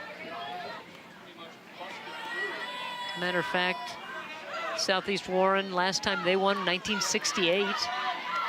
And we were told that into left field, it's punched for a base hit. It's going to be bases loaded with 1 out for Twin Cedars as Mockenhop with a hit. Good solid single to load up the bases. Just going back to Southeast Warren, 1968. 3 of the players from that 1968 team are here in the stands tonight, and it's Sandy Conrad McCullough, Judy Bishop Williams, and Debbie Rogers Knight are all here in attendance, supporting their alma mater and hoping that their team, or this team, can match their team from 1968 and bring home a state title to Southeast Warren. Southeast Warren won it in 61 and 68. They lost in 64 and 65. First pitch to Jillian French, who, oh, by the way, had a home run in her last appearance. Jillian would like to repeat her previous at-bat. Let's see what she gets here from Rubel. Hits it like a rocket to left. It's down, and it's going to go all the way to the wall. Big hop for Reed. She throws it in, and it's a 2-run double for Jillian French, and that girl, my friends, is having an outstanding championship game. 6-1, Twin Cedars. She just goes up and gets that, almost tomahawked it out into left field, and it hits right on the chalk line and gets all the way to the fence as 2 runs come in. Coach Reynolds will make the long walk out.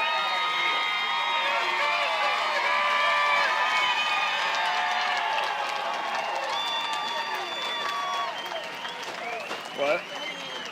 They're hitting the crap out of the ball. Listen, green's on, okay? Green's on. If you hear me yell 4, we got to go 4 right away, and we got to get rid of it, okay? Other than that, I mean, they're hitting the ball, all right? They came here to hit. They're hitting the ball, all right? We have to get out of this inning. We got 1 out. There's still a lot of ball game to go, okay? We got to get out of it right now, though, okay?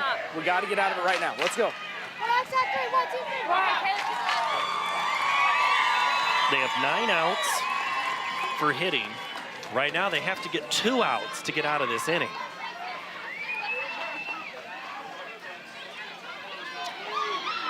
Well, they're going to bring the infield in, Going to try to keep that runner at third base. Anything hit on the infield, got to check that runner and then go get that out. First pitch, off speed, in there for a strike. That's right. So Southeast Warren's titles, Laura, came in the pre-Fort Dodge era, and they were still playing at Hubbard. We talked about that in the Open. We've been here 40 years, I think, in Fort Dodge. As long as I can remember. Yeah. In the Hubbard area. We did talk about Lisa Brinkmeyer earlier today. Again, want to talk about Brink's bench there and missing our friend Lisa Brinkmeyer, employee of the Iowa Girls High School Athletic Union, going through treatment for brain cancer that was diagnosed after the basketball tournament this year. And she's been going through recovery and seen a couple of Brink's bench shirts this week and really kind of hoping for the best for her on her recovery, and we'll see her next year. Went through the first round of radiation and is back home, spent some time in Iowa City, but recovering and going to see what the next steps are. And we know Brink is listening, and we're on her bench cheering for her. And Reed, she's going to be black and blue from this game. This one goes up on the exposed part between her elbow and jersey. She fouled one off her shin earlier. She just smiles, and she's like, I'm all right. I'm all right. They don't hurt as much when you have a 5-run lead. No, and it could be more if Chloe Durian can do something here. Chloe is 0 for 2.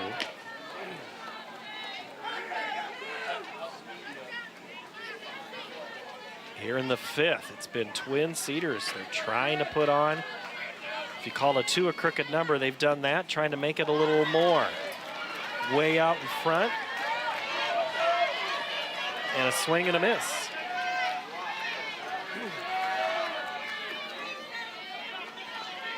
Every time that Coach Duncan has asked for a crooked number, he's gotten it. Softly hit, they go home for the out at the plate. The force is going to erase Allie Mockenhop for the second out of the inning, and that helps. So Mockenhop is out on the force. French moves up to third, Reed to second. Chloe Durian goes to first on the fielder's choice.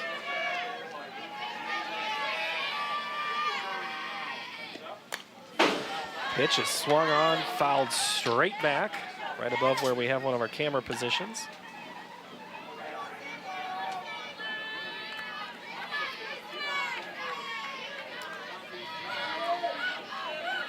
(6-1) Twin Cedars in the lead. 6-1, make it. That'll be what it holds at, as the fly ball is caught by King. If that gets down, that game quickly gets away. But we go through 4.5, 6-1. 6-1 is our score, and it's time to stretch. Take a stretch. Let's let Tim Fitzpatrick lead us through this. One more time here at the state tournament. All right. Are you stretching? Get that good. All right, let me hear you. A 1, a 2, a 3. Take me out to the ball game. Take me out to the crowd. Buy me some peanuts and Cracker Jack. I don't care if I ever get back, for it's root for the. If they don't win, it's a shame, for it's 3 strikes, you're out at the whole ball game.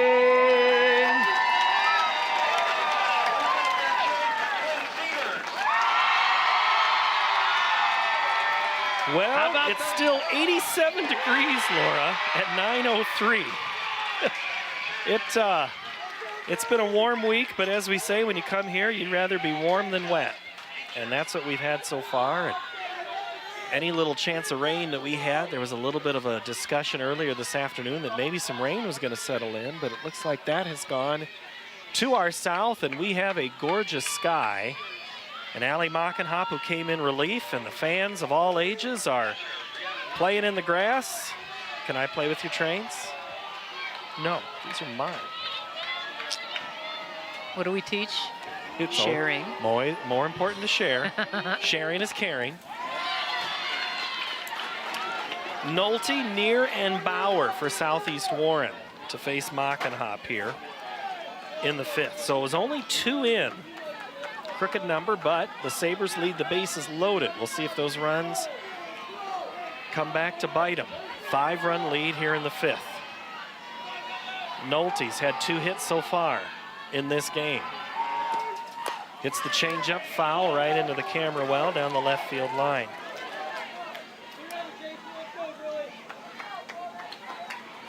We talked about these 2 teams meeting in the earlier season. Southeast Warren beat Twin Cedars 4-3. They had 3 doubles in that game, 1 home run, 9 total hits. So they're nearing the hit mark, but they have not done as much damage with these hits in this ball game as they did earlier in the season. Swung on and missed. That one just flutters. That wasn't so much a changeup as it was, call that a butterfly pitch. Man, it had movement on it.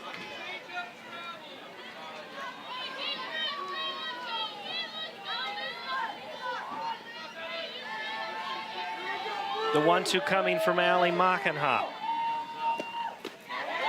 Misses. If you can get the leadoff runner here, you kind of give yourself a little belief that, hey, good things can happen here. It's got to start here. It just gives you a lot of confidence when you can get that leadoff hitter on. They were able to do it last inning.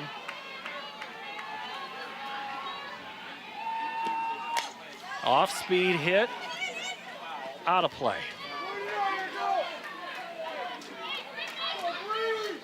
To the empty chairs.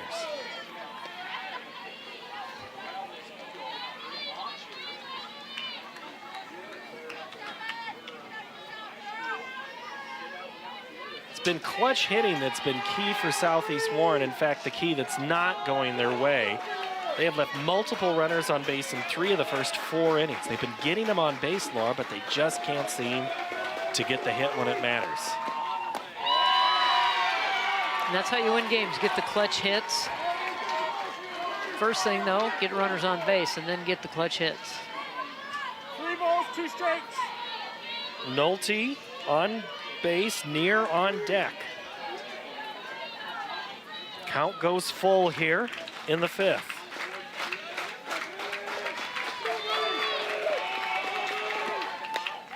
And we'll do it again. Nice ricochet of that ball right back in. Kind of looks like pinball. Oh, yeah. Nolte doing a good job of protecting the plate.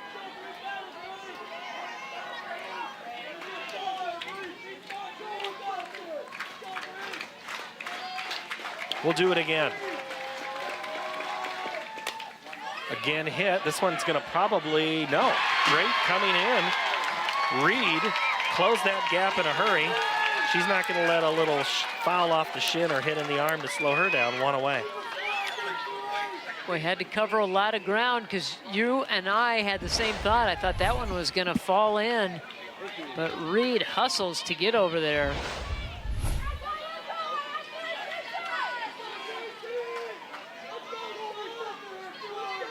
Coach says she's got a strong arm and has had multiple diving catches this season. She didn't have to dive for that one. 1 away for Neer. First pitch, swing and miss.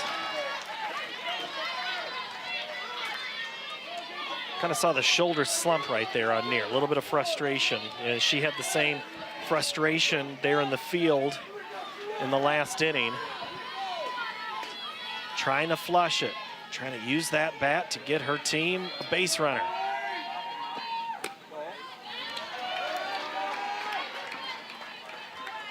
Needs a little bit of sage on that bat. Yeah, this is the time to break that out.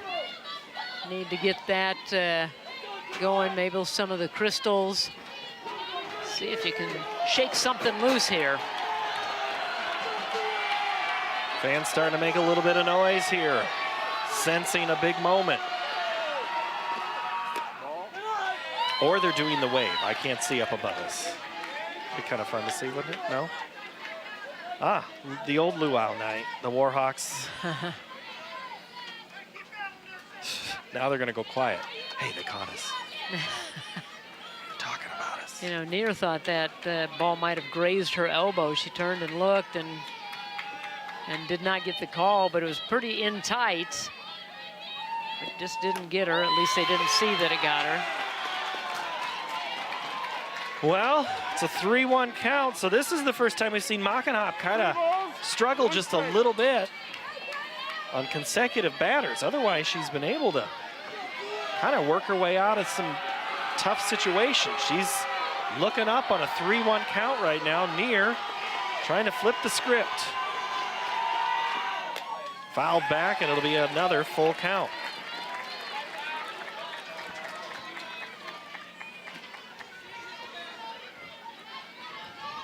Well, making her throw a lot of pitches, making her work.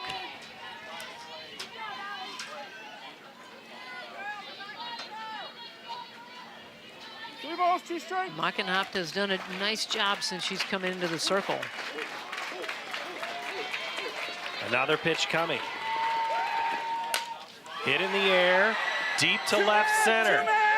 Back at the wall, making the grab is Reed over Sterner, and that's a great defensive play. Wow, big smiles all around, and Reed and Sterner converging on that. Might be the deepest part of the ballpark, and you can see Reed get over there, Sterner sliding in underneath. And yeah, you can smile after that one. That's a great play. You know, Reed, yes, made the catch, but Sterner to avoid her and to know enough to slide, too, was a big part of that play. 2 away for Kaylee Bauer.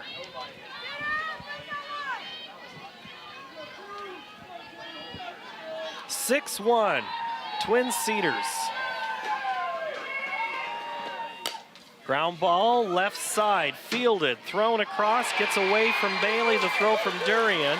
Down to second, Bauer is gonna go. It's the same as a double with 2 outs, but that's gonna be an error times 2, I would imagine.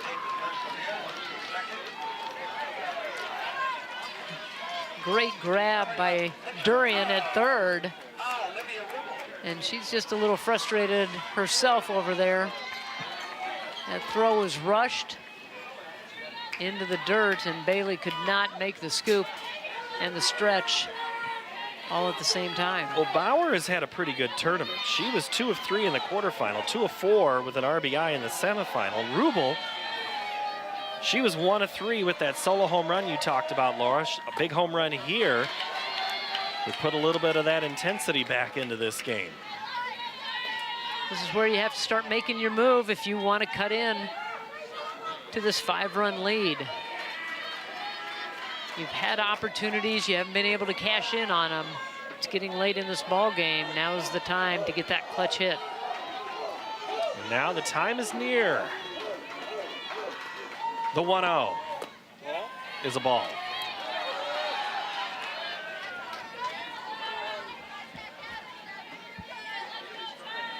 Maybe they got that sage going in that dugout. Just might have taken a little while to get it lit. I don't know if that's on the banned substance list or not here at the park. I didn't check that. That could have been one more question for Gene. 2 balls and no strikes. Low, it'll be 3-0. Rubel trying to help herself. It's a little warm, a little more perspiration, a little bit, maybe nerves settling in, and Mackinac taking her time to step back on the pitching rubber. The pitch misses, and there's 2 on and 2 outs. First walk of the game. Time for Mackinac, and we are going to have a pause in the action as time is called. Here comes Coach Duncan. We don't have to chase anything. We don't have to expand our zone. You heard a little bit of Reynolds, but here's Duncan. Hey, nothing, no big deal here, all right? Let's get strike one on this girl. Let's not groove it, but let's get strike one. Let's keep it down, let the infield work. You got it, you got it, okay? Hey, we got this, okay? Back each other up like we've done all year. What are you doing around the world? You shake it off, you come get the next one, okay? We got it, let's go, right where we go. Sabers on 3. Sabers on 3, 1, 2, 3, Sabers. Coach Duncan, he coached his girls, got them through high school, and he stayed with the team. No daughters on the team now. And frankly, it's a little bit of a service. We have a little conversation here behind home. Yep. I was right at 20 there. My count. Okay. All right. Gotcha. I think what Coach Reynolds is asking about the time between pitches. You have 20 seconds between pitches to throw. He said, we had 21, 22, like they're counting them. Oh, we have a courtesy runner. Point to it again. Oh, Addie Mason, sorry, missed that. I was trying to figure out what Reynolds was saying.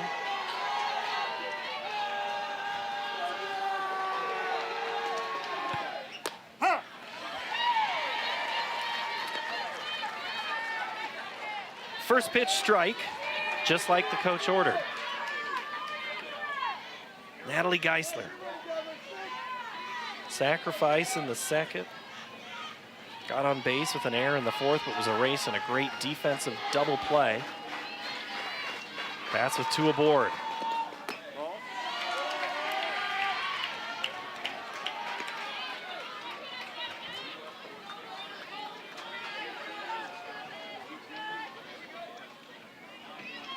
Got to be patient at the plate.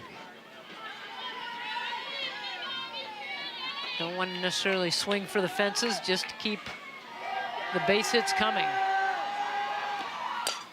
Ground ball back to the pitcher. Mockenhop steps across, throws to Bailey. Threat ended.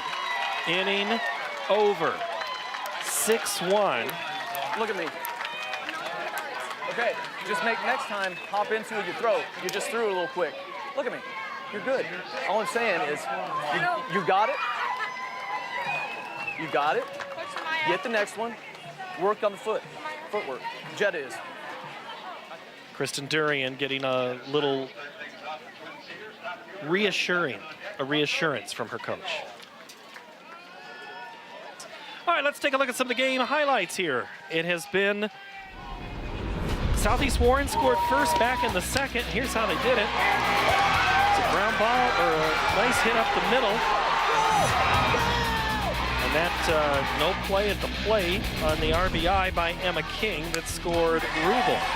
And then Twin Cedars went to work in the third. They scored 4 runs. And none bigger than the back-to-back near home runs. And then there was the home run. First it was Bailey, and then it was French. That one left the yard. 4 runs for Twin Cedars. They added 2 more in the 5th on a double down the line. Jillian French again. French making a case for player of the game. If not all tournament team captain with plays like that. That's how we sit. 6-2, 6, 7, and 3 for the guest on the scoreboard. That's Twin Cedars, 1, 7, and 2 for Southeast Warren. First pitch gets past first base and into right field and going to second. Here comes the throw. Out is the call. Sterner trying to catch the defense sleeping. She had a hit, and then she's thrown out 4-6, and she was out by a ways. Yeah, just gambling there a little bit. Don't know if she lost sight of the ball when it got by first base, thinking that maybe she could turn that in to a 2-base opportunity, but good backup defensively. King out there in right field picked it up and made a nice throw to second. It's possible she thought there wasn't anybody on second. And sometimes teams that are undisciplined, that is what can happen. So Sterner is out, and it's the top of the lineup. Riley Duncan.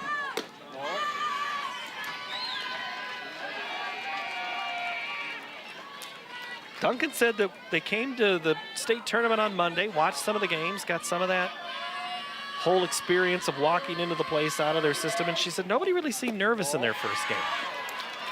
You know, I think that was smart. Come up here and walk around, check out the surroundings, and see how it all happens, and see where the dugouts are, and see where teams sit when they're not playing, and you know, all the things, all the little nuances and the excitement. And so you kind of get that for the first time, and you take it in, and then when you come up here and for your time to play, you've got that part of the awe and the excitement out of the way, and you come for business.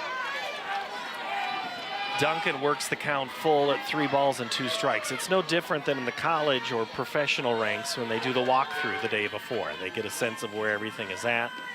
That pitch is high, and it's a 1-out walk to put Duncan aboard here in the 6th. Or the old Hoosiers moment. Measure the hoop. Measure the hoop. Measure they from home to first. Kind of hard to do here when there's games going on. Just walk out there in between games. If you don't mind, ground screw. Little flare to third. Tigner steps into foul territory to make that catch, and there's 2 away.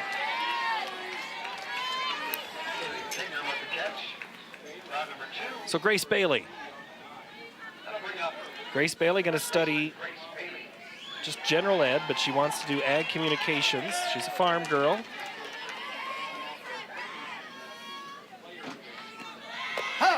And that is a stolen base. Couldn't quite see. Called strike. Now, when you come up here on a Monday, and let's just say you had farm chores. You missed out on chores for 4 or 5 days. 1 strike. Who's going to do the chores? Who's got it? You know, if you have a responsibility. I'm not saying that's what's going on, but that is something that has happened at the state tournament over the years. Popped up on the infield, drifting back towards fair territory, and about 3 feet in, Rubel has to avoid the bat. And that is how we end the top of the 6th. 6 outs to go for Southeast Warren. Their first 3 of 6 when we come back.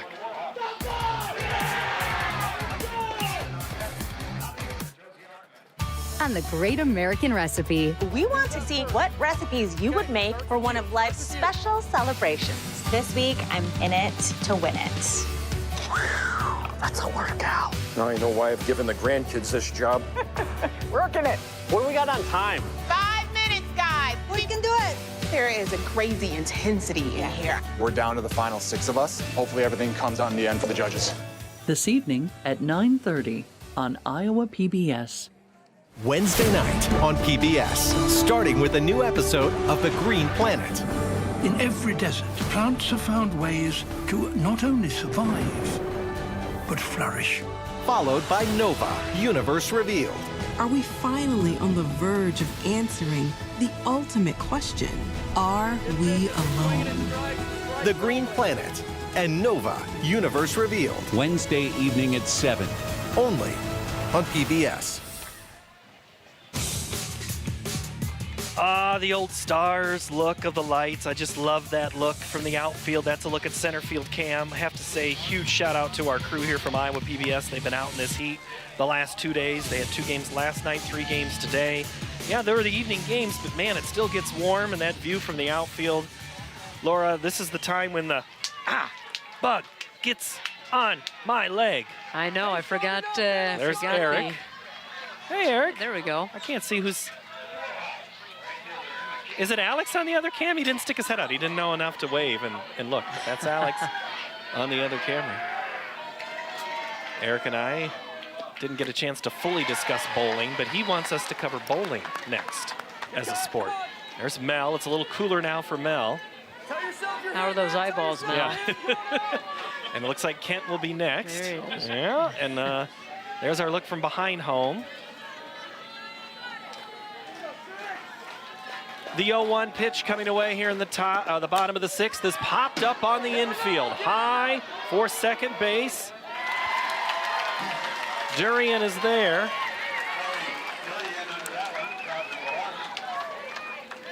Dave is working underneath us. We're trying to find him with one of the robotic cameras that we have.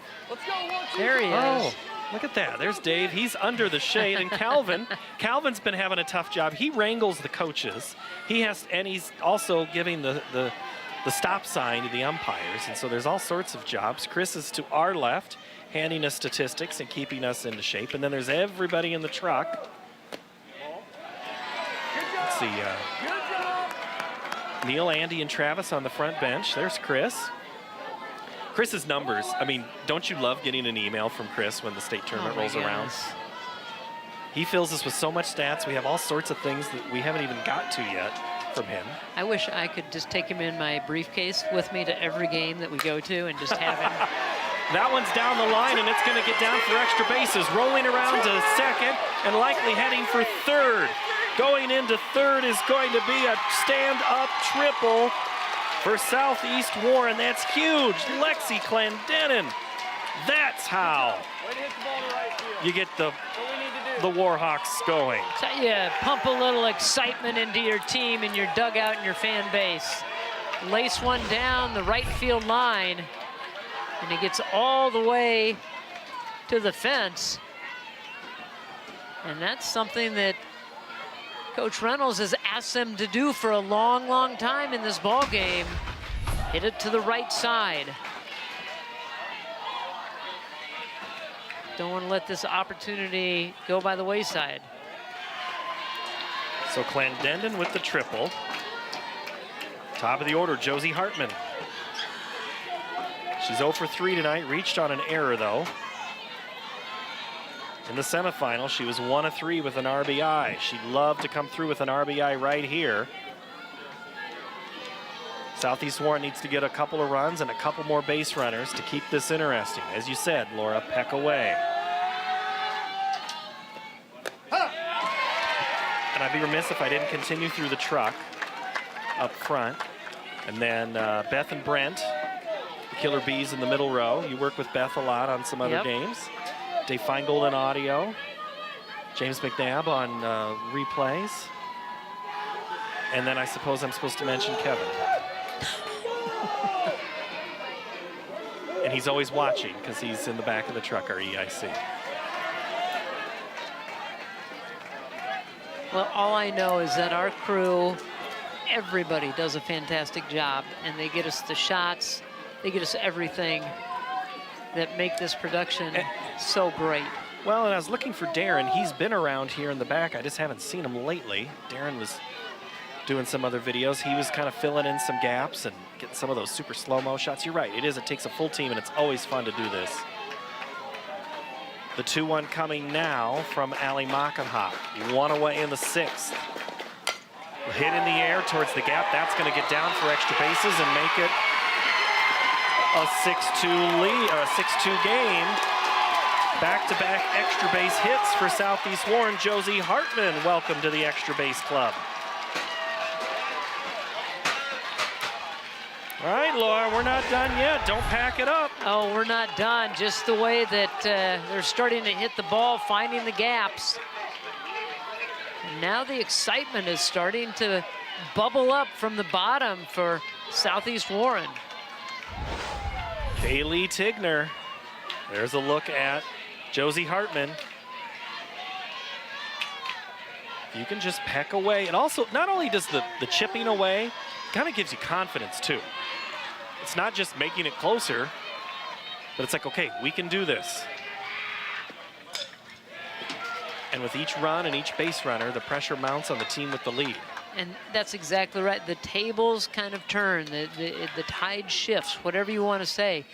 But one side now all of a sudden gets a little more confidence. The other side gets a little bit more tight and start thinking about things as the other team gets a little bit closer and adds a run here and a run there, and opportunity to put one more on the board here.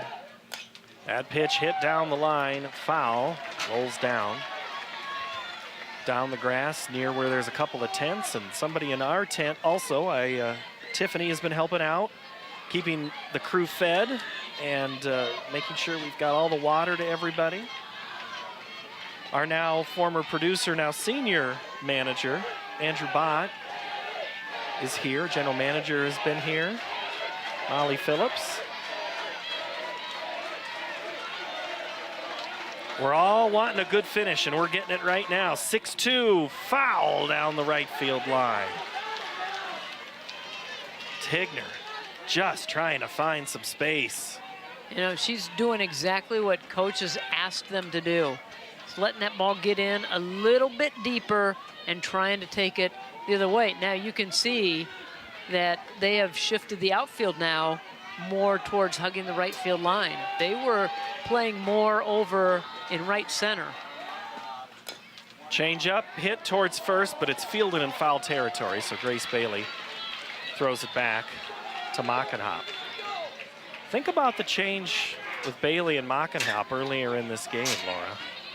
I mean, that was, we discussed it a couple of times today about this can be the difference in a game if you make that change right now. It was only 1-0, but Southeast Warren was threatening. I mean, we had the number of base runners that Southeast Warren has left in this game. I mean, they went 3 or 4 innings where they left runners on. That pitch is outside, and now Tigner pushes it to a ball and 2 strikes. Tigner looking for a first hit of the game for her. Boy, is she battling too.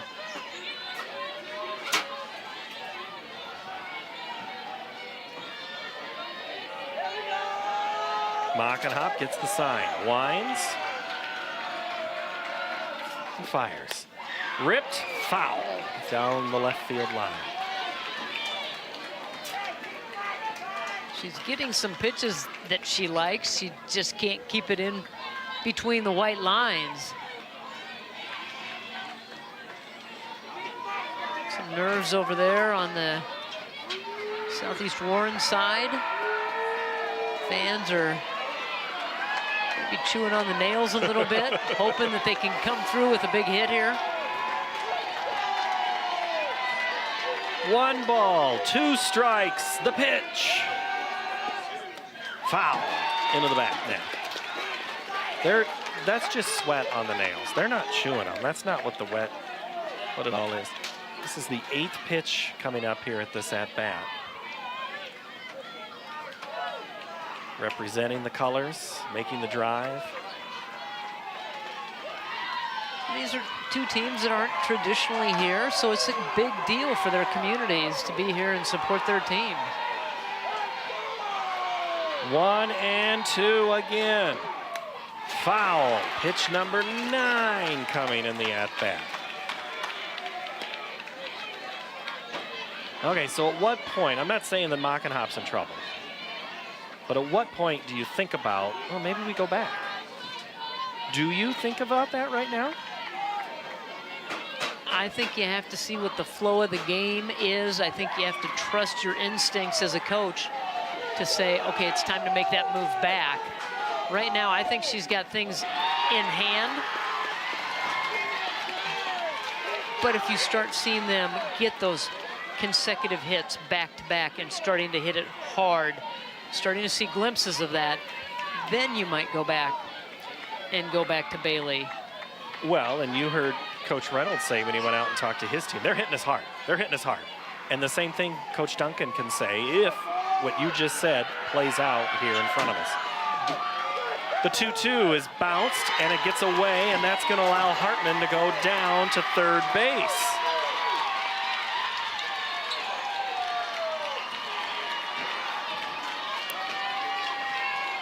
And the count goes full.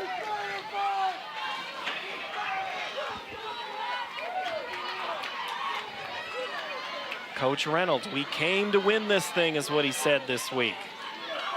They're going to win. They have to punch a couple of runs here. Can't save it all for the dramatic 7th inning.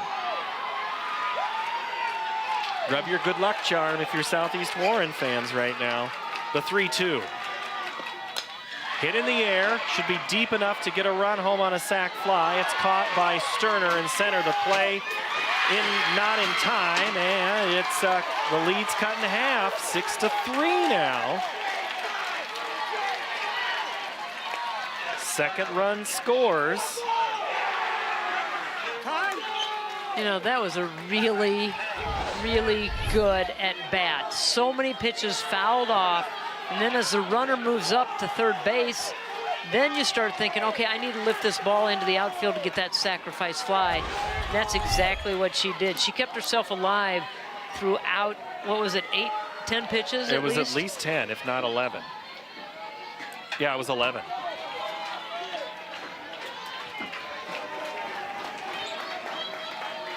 That'll bring up Nolte, Brianna Nolte, the catcher.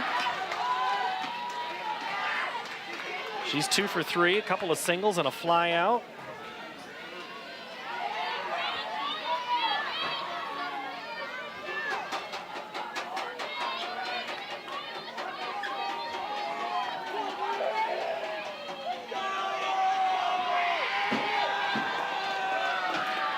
The 1-0 coming in a 6-3 contest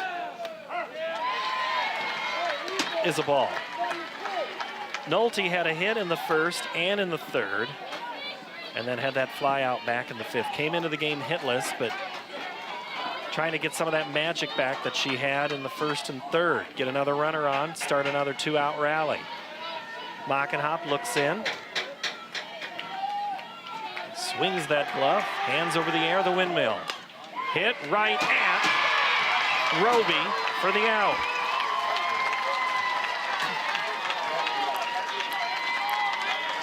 Coach Duncan, is he going to order one of them crooked numbers? It's been good for him before. Didn't say much there, just kind of let him get into the dugout. Hey, be smart. Stevie, can you shorten her towel up a little bit? Yeah, she's not getting plenty long. Okay. As we hear about from Steve Ebert to Coach Duncan, talking about a towel shortening up. But I'll tell you what, the perspiration, we're at 82 degrees here, Laura Leonard. We've been in the shade, but it is a little warm and sticky. It was a little cooler earlier this week on, say, Tuesday night and Wednesday night. But again, we talk about the weather, not really a factor. The wind is gone. But this game, what do you think so far? Pressure now back on Southeast Warren?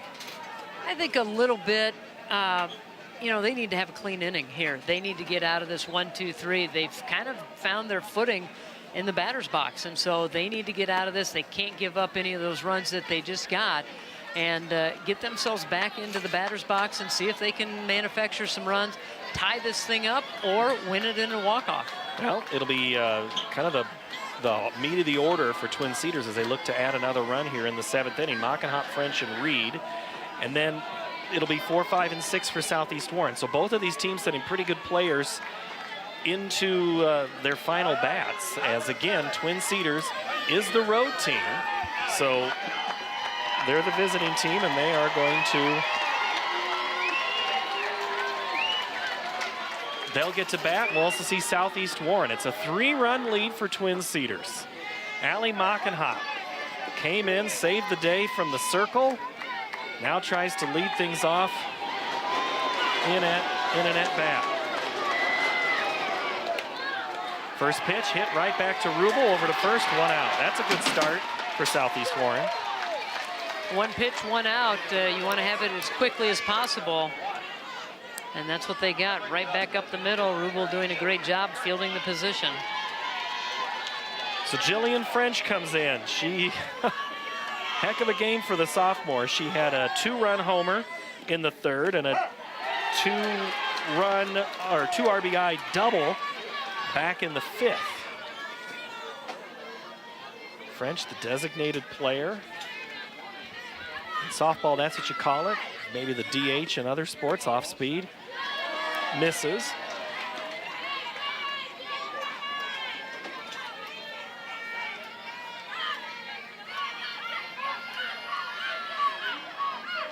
Rubel checks the left wrist. Being careful with French.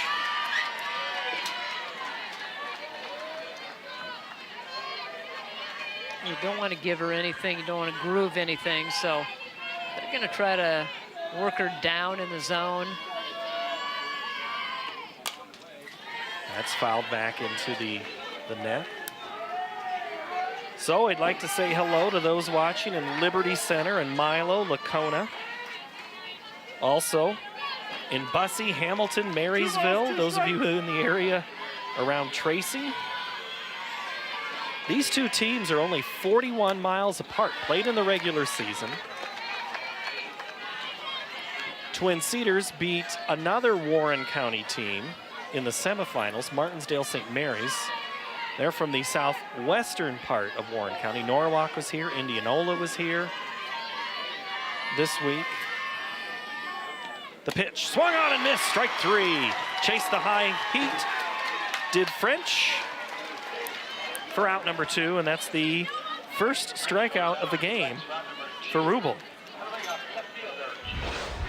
Made Rubel work for it, but look at how high that one swung at a bad pitch, way out of the zone, just over anxious. Keisha Reed swings and fouls the first pitch into the net behind home. Chloe Durian waits on deck for her chance to bat here in the 7th. Reed hit by a pitch in her last at-bat, shook it off, and then made a great defensive play. Lays off that one.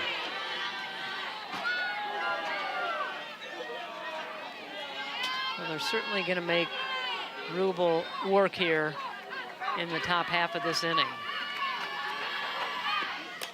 That one is fouled again into the net.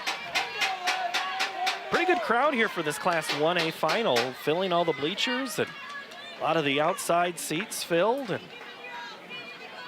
Twin Cedars in blue, and then you kind of have a mix here above us. Southeast Warren representing the green all around. That one bounces and gets away from Nolte.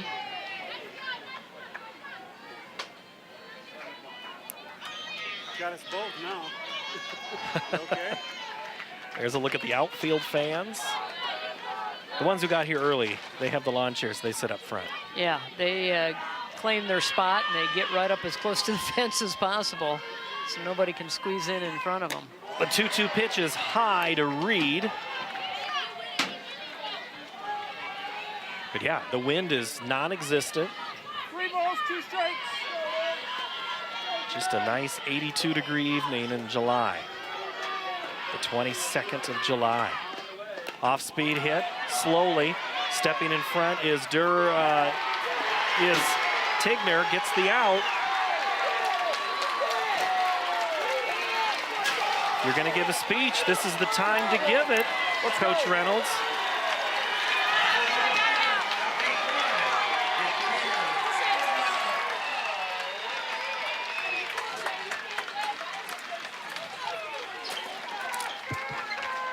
Not much said. They kind of know what to do. Well, you get to this point in this ball game, your last at bat, you know you have to get 3 runs to keep this game alive. They were able to push a couple across in that last inning. First and third are switching. Looking to try to do that here in their last at bat, keep this season going. And they do make the switch. They do go back to Bailey. So Grace Bailey will get a chance to close this thing out.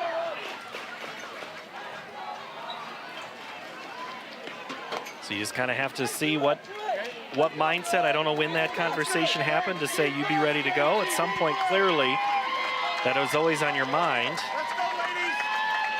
Bailey only pitched an inning and a third, gave up 5 hits, a run, and it was earned. She'll face scheduled Neer, Bauer, Rubel. Good part of the lineup up for Southeast Warren. J.C. Neer. First pitch ball, the freshman. If she's going to fire that spark plug, this is the time to do it.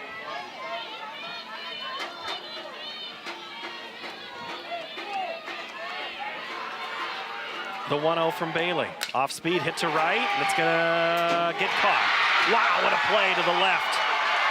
Roberts, that's what Coach Reynolds talked about when we listened in earlier. He said, hey, there's an opening in right. They went there. But Roberts, a great play to her left. Covered a ton of ground. She is way off the line in right field. Big smile on her face. She knows that she might have made the play of the game. I mean, that ball gets down, that gives the momentum to Southeast Warren. They may be able to string a few things together, but she just goes and chokes off that line drive. Bauer, first pitch, swung on, hit across. Durian to Mockenhop, and just like that, there's 2 outs, and Twin Cedars is an out away from a state championship. It'll be up to Olivia Rubel, the pitcher. Well, Rubel can do some things. She can make some noise, but bringing Bailey back into the circle changes things up a little bit for these first 3 hitters. The first pitch in there for a strike. You know, you've seen Mockenhop for a couple of rotations through. Now you're getting a look at somebody. I mean, you saw her early, but it's just in that split second, you have to make that adjustment. The pitch to Rubel. Swung on and missed, and Southeast Warren is down to their last strike. Twin Cedars getting close to 10 o'clock on this Friday night to close out the season. And the umpire would like everybody to get to their assigned places and keep playing this game. Bailey, 0-2 on Rubel. Winds and fires, off speed low. Went to that changeup. Changeup 1 or changeup 2 there? Yeah, it was a good changeup, whatever it was, because it's a perfect time to throw that because everybody's all keyed up and ready to go. Rubel did a great job of laying off of it. Rubel tries to extend it. Fouled into the back of the net. We'll do it again. Phones out. Everybody's trying to capture this moment in school history if you're Twin Cedars. They want to share this video. You can tag Iowa PBS if you want in it. I think they should. They should. The 1-2 coming from Bailey. 2 outs here in the 7th. That misses.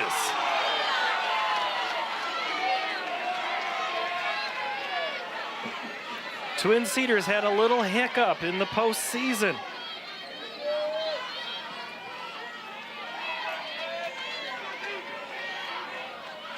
But now they are a strike away. Beat Sigourney 7-6 to get here. Had an 8th inning win against Lisbon. The 2-2.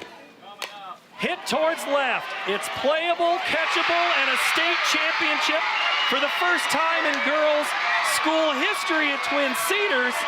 They're the Class 1A 2022 state champions.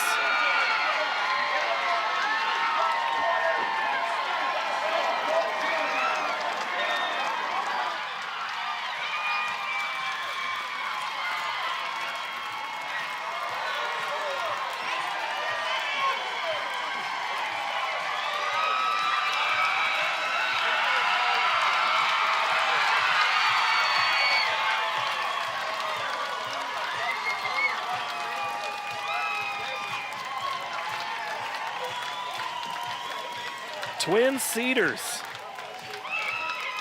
and Southeast Warren give us a great nightcap here tonight. Lots of smiles for those in white and blue. Southeast Warren a runner-up. And how about win number 200 for Coach Zach Duncan? Nothing sweeter than to make win 200 a state championship. And he's not going to forget that, and neither will they in Twin Cedars.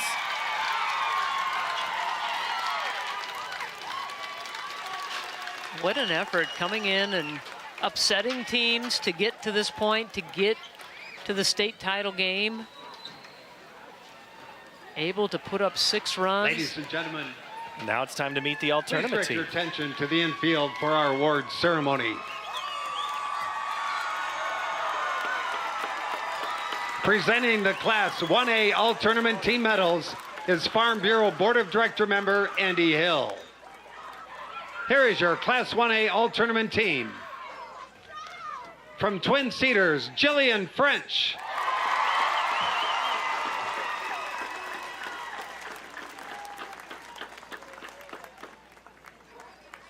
From Southeast Warren, Olivia Rubel.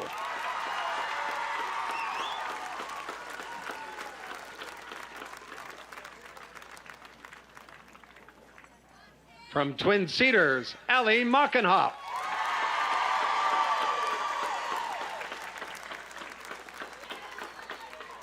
From Southeast Warren, Kaylee Bauer.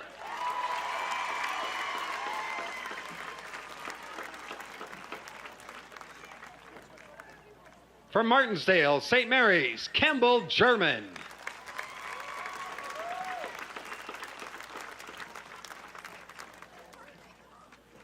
From North Lynn, Ellie Flanagan.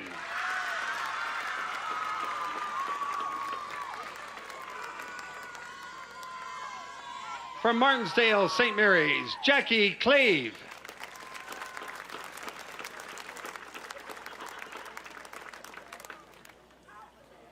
From Twin Cedars, Riley Duncan.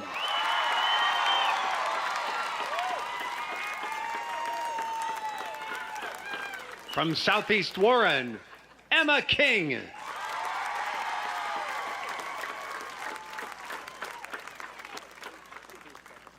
From Southeast Warren, Lexi Clendenin.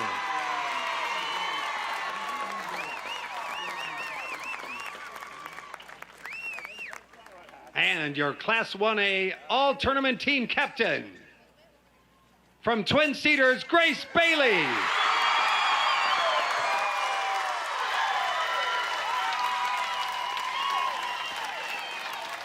Well, when you hit a home run to kick you to the next round, and then have another big at-bat, pitch 2 wins, come in and close it out, that's how you put yourself on the team. I think she earned that. She certainly had a good tournament and set the tone right away in the quarterfinal game. And as you said, advancing her team to the next round, and then started out this ball game in the circle, had to go over to first base after a little bit of a rough start. But Mockenhoff came in, closed things down, and then Baylor was able to come back in and finish it off. And tell you what, it was a total team effort here tonight. 4 from Southeast Warren and 4 from Twin Cedars on the all-tournament team. Receiving medallions, every participating player will receive a commemorative softball provided by Iowa Farm Bureau, title sponsor of the Girls Athletic Union. Presenting awards are members of the IGHSEU Board of Directors, Ron Fodness and Travis Fleshner. Congratulations to the runners-up in Class 1A, head coach Cody Reynolds and the Southeast Warren Warhawks on an outstanding 2022 softball season.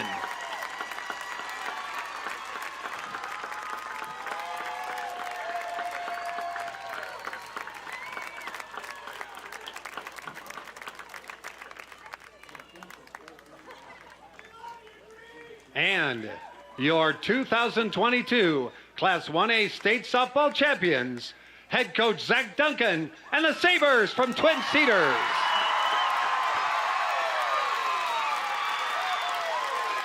The Sabers from the Bluegrass Conference, state champions, win number 200 for Coach.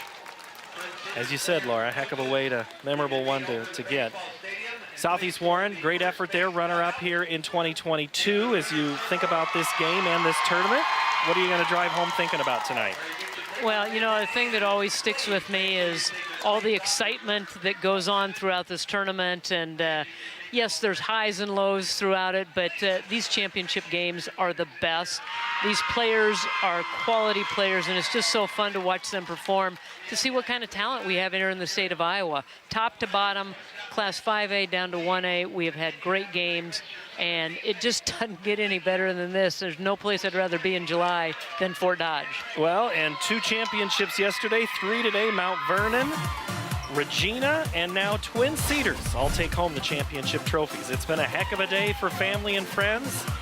For Twin Cedars, they are state champions. We thank you for watching all of our coverage. We'll be back in the fall for the state volleyball championships in a new arena in November. For all of us here at Iowa PBS, thank you so very much for watching. Congratulations. That's it from Fort Dodge.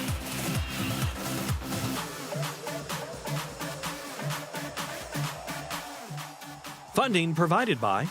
You work hard to feed them well. That's why at Fairway, we're committed to our foundation of personalized service while treating our customers like family and valuing our employees.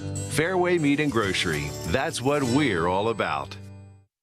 By Muscle Lighting, the sports lighting specialists, providing lighting systems for you, your project, and your community.